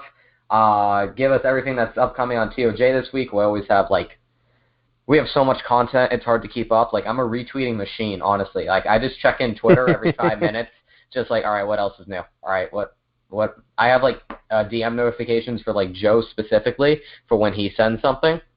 So I'm okay, new article. Let's retweet it. So what's coming up on TOJ this week? What do you have going on Play Like a Jet? Well, first of all, you talked about Hackenberg, and if you listen to the rebooted edition of Draft Season, unfortunately, your adopted dad, Jeff Lloyd, he's just too busy with all his other. I sold him to the devil. Yes, you sold him to the devil, so he left TOJ for good. But he's so busy right now with all his Brown stuff. He's a rock star out there in Cleveland that we restarted Draft Season with Joe Malfa as the new co-host with Dalton Osorio. So we kicked it off this week, and you mentioned Hackenberg. We had Ben Jones from StateCollege.com on.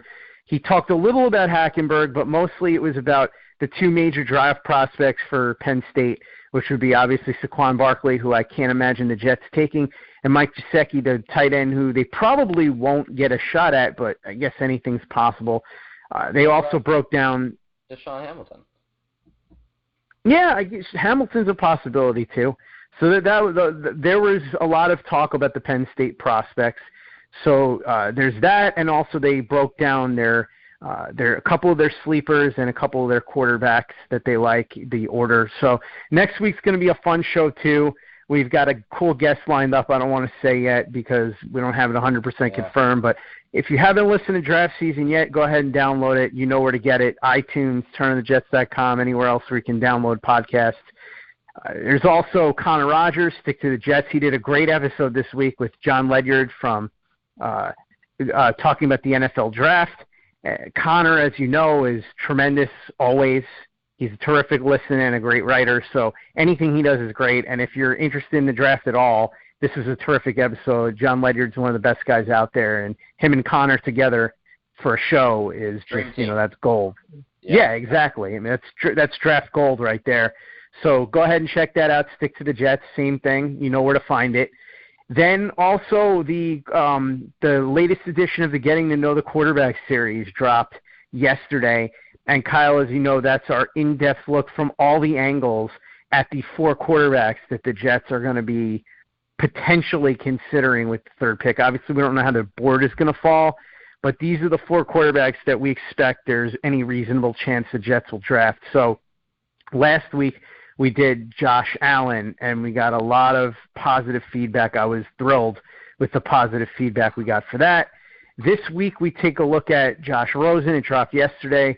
Dan Orlovsky came on to talk about the intricacies of the quarterback position as it relates to Rosen. We talked film with your lawyer, Kyle, Mark Schofield from Inside the Pylon. He also said that you need to pay your retainer bill, so I don't know. You got to work that out with him. Maybe a payment plan.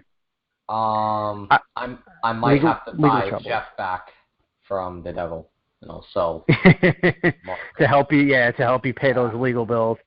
Then we also talked to Jim Coburn, who I know that Ben mentioned earlier, and he broke down the analytics with Rosen.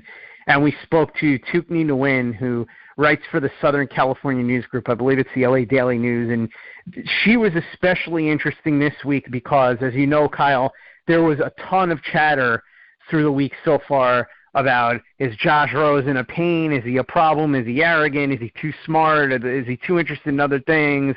Is he uncoachable, blah, blah, blah? Well, Tukni Nguyen was the perfect person to talk to because she covered Josh Rosen every single day for 2 years. She interviewed him tons and tons of time. She's around the locker room, the coaches, his teammates, the fans, everybody. So she's out there on the ground and really knows exactly the real deal about what Josh Rosen is like in every way. And so she was really fascinating to talk to, considering the firestorm that we had this week with Josh Rosen. So if you want to listen to that, that's on the Play Like a Jet feed. Again, you know where to find it: iTunes, Google Play, turnonthejets.com, Spotify, all the usual sources.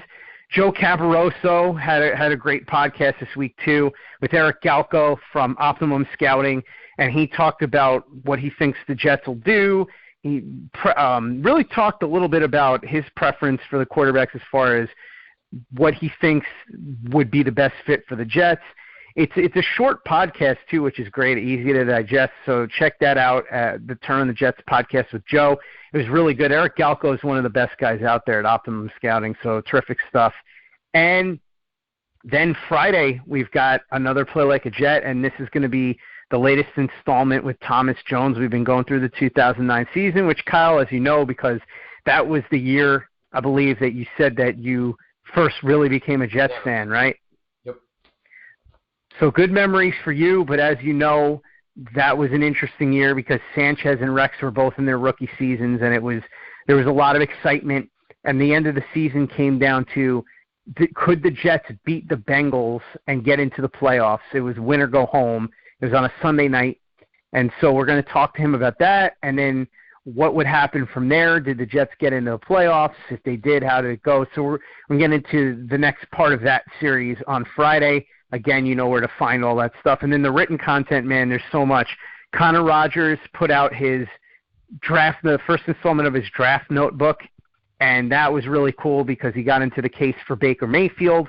There were a couple of other prospects he talked about, including Antonio Callaway, who I love. I mean, You live in Florida, Kyle. You know what I'm talking about. I'm a Gator fan, and I tell you what, if that kid wouldn't stop scamming people, he would have been the first wide receiver off the board this year.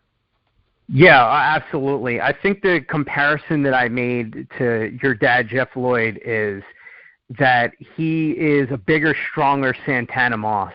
Just so explosive, man. And so he came in for a visit, as you know, Kyle, with the Jets. They had him in, and I'm hopeful that maybe the Jets will take a shot at him.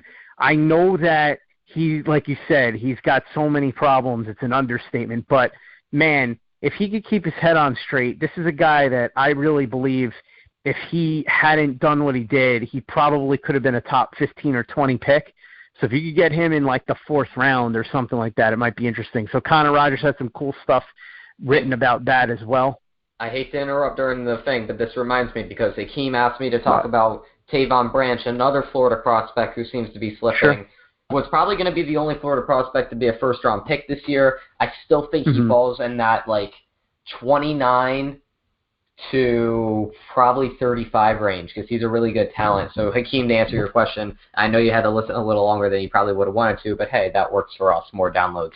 So that's my answer regarding that. I don't think he'll fall to the Jets in the 3rd round unless we trade up to go and get him, which, you know, I mean, if we're trading up for a defensive tackle, he better be worth it, and I'm a big Tavon Branch fan. I've watched him at Florida for the past probably 2.5 years that he started. But, you know, not really worth it in my opinion. But, Scott, continue. Yeah, no, I agree. I don't know that he's going to be there for them in the 3rd round, and I probably wouldn't trade up for a defensive tackle. But if he's there, it's an interesting thing to think about. But, yeah, so Connor wrote about Callaway, who I'm huge on. He just so much talent. I understand it's a risk, but the 4th round is where you take a risk on a guy like that. Obviously a different situation, but another guy that had red flags that the Jets took a shot at in the 3rd round was Lavernius Coles, and he turned out to be one of the better receivers the Jets have ever had. So I'm not saying Callaway is going to have that kind of projection, and it was different circumstances because what Coles got in trouble for was a hell of a lot different than what Callaway has gotten in trouble for multiple times. But could be an interesting guy to look at. So read what Connor had to say. And then Joe Blewett made his debut. I'm really looking forward to his Film Room podcast that he's bringing over. But he made his debut at TOJ, and I know Kyle Smith talked about this earlier. He broke down Trumaine Johnson, the film and everything, and really, really quality work as always from Joe Blewett. It's up at turnonthejets.com. He went through a ton of his stuff with the Rams. And the funny thing is Joe was telling me a lot of people, when they do film reviews, they only search for plays that involve that particular player. Well, Joe looked through everything. So even plays where technically he wasn't involved, like there might be a play where Trumaine Johnson wasn't involved in the play, but a receiver beat him on a route, or he locked down a receiver or whatever. So Joe was watching all of that, and he really got a full picture of what Trumaine Johnson was like with the Rams. You want to take a look at it. It's really something that, you know, for somebody that didn't get a chance to watch the Rams every week, as most Jets fans have that experience, it's something that's a really valuable tool to learn about the Jets' new number 1 corner. So we have that. And then Joe Cabaroso unleashed some late-round possibilities today. He did a 12-pack over at turnonthejets.com, some mid- to late-round possibilities. So just so much content, Kyle, like you said, then obviously the Jet Take. You guys are killing it as always. And as far as the draft stuff goes, we're still working out the complete specifics, but like you said, it's going to be fun night 1. You're going to be in the anchor chair. You're going to be like our Tim Russert on election night, if we could go back to when that was a big deal over on NBC. You're going to be anchoring things, and then we're all going to call in, and then, you know, everybody who's a caller of the Jet Take can call in and, you know, say what they think about the Jets pick and how the 1st round is unfolding. So instead of Ben being there, which I know you are probably thrilled about, it'll just be a rotating panel all night of different people calling in to co-host with you. I'm so happy about that. It's not even So, yeah, you'll get a bunch of us. You know, I'll call in for a little bit. Malfa will call in. Joe Cabaroso will call in for a little bit. Greg Armstrong. So we'll all call in, you know, for bits and pieces, and then you'll run the show and the callers will call in, and it'll be a really fun, a different edition of the Jet Take. I'm sure that Ben is sad he can't be a part of it, but he will be a part of the regular episode of the Jet Take Wednesday night, so there's that. But yeah, we're just rocking and rolling, man, over at TOJ. So much great stuff, Kyle. And as always, you guys did a great job tonight. The callers were awesome. You guys were awesome.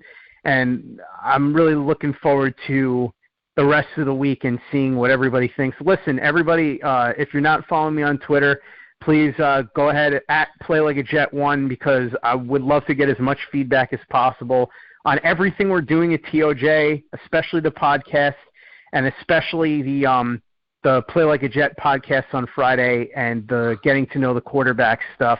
We've been getting so much positive feedback for the Getting to Know the Quarterback stuff. I'm really happy about that. So if you hadn't had a chance to download those podcasts, go ahead. They're all, I like to think all of them, that all of the podcasts we do at TOJ, Kyle, are informative and entertaining. So if you're a Jets fan or just a football fan, listen, I've got a ton of Pat fans that follow me and listen to my podcast because I guess they want to know what the enemy's up to. So if you're into football, if you're into the Jets, download all of our podcasts, check out our written content. So much great stuff at turnonthejets.com. And Kyle, as always, thank you to you and Ben for putting up with me for a couple of minutes here on this Wednesday night. And I'm glad that you were able to give me a forum to let everybody know, if they haven't already, where they can check out all the great stuff we're doing. Absolutely, Scott. Thanks for coming on.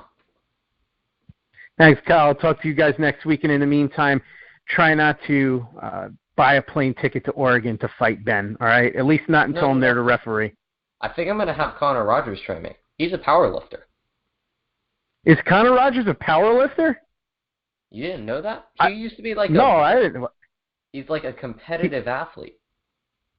Connor's a power lifter? I did not know that. That's interesting. Cool. Good to know. Yeah, and I think he'll side with me over Ben because Ben's like triggered him a bunch of times in the group chat already. So, Hey, listen, man. Whatever. You use whatever advantage you got.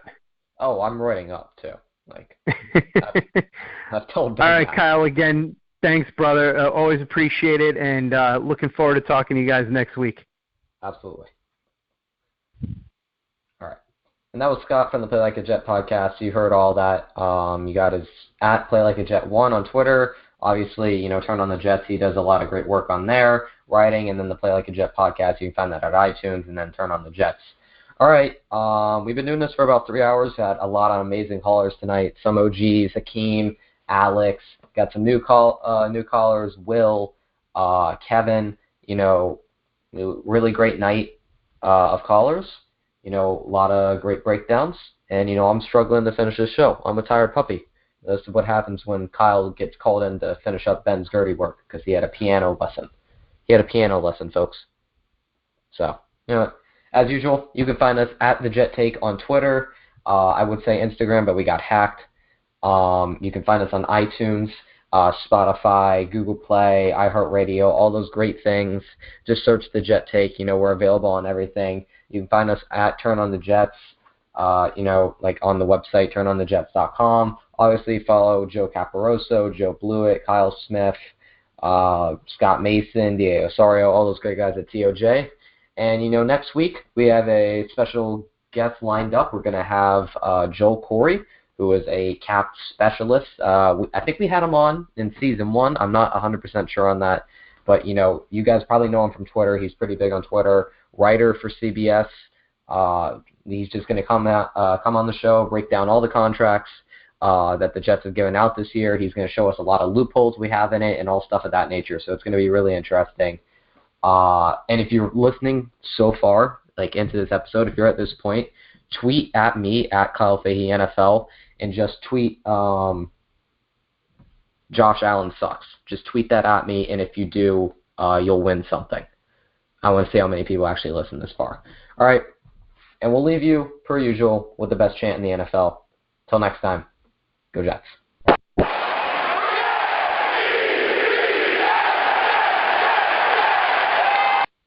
A piano lesson. He left for a piano lesson.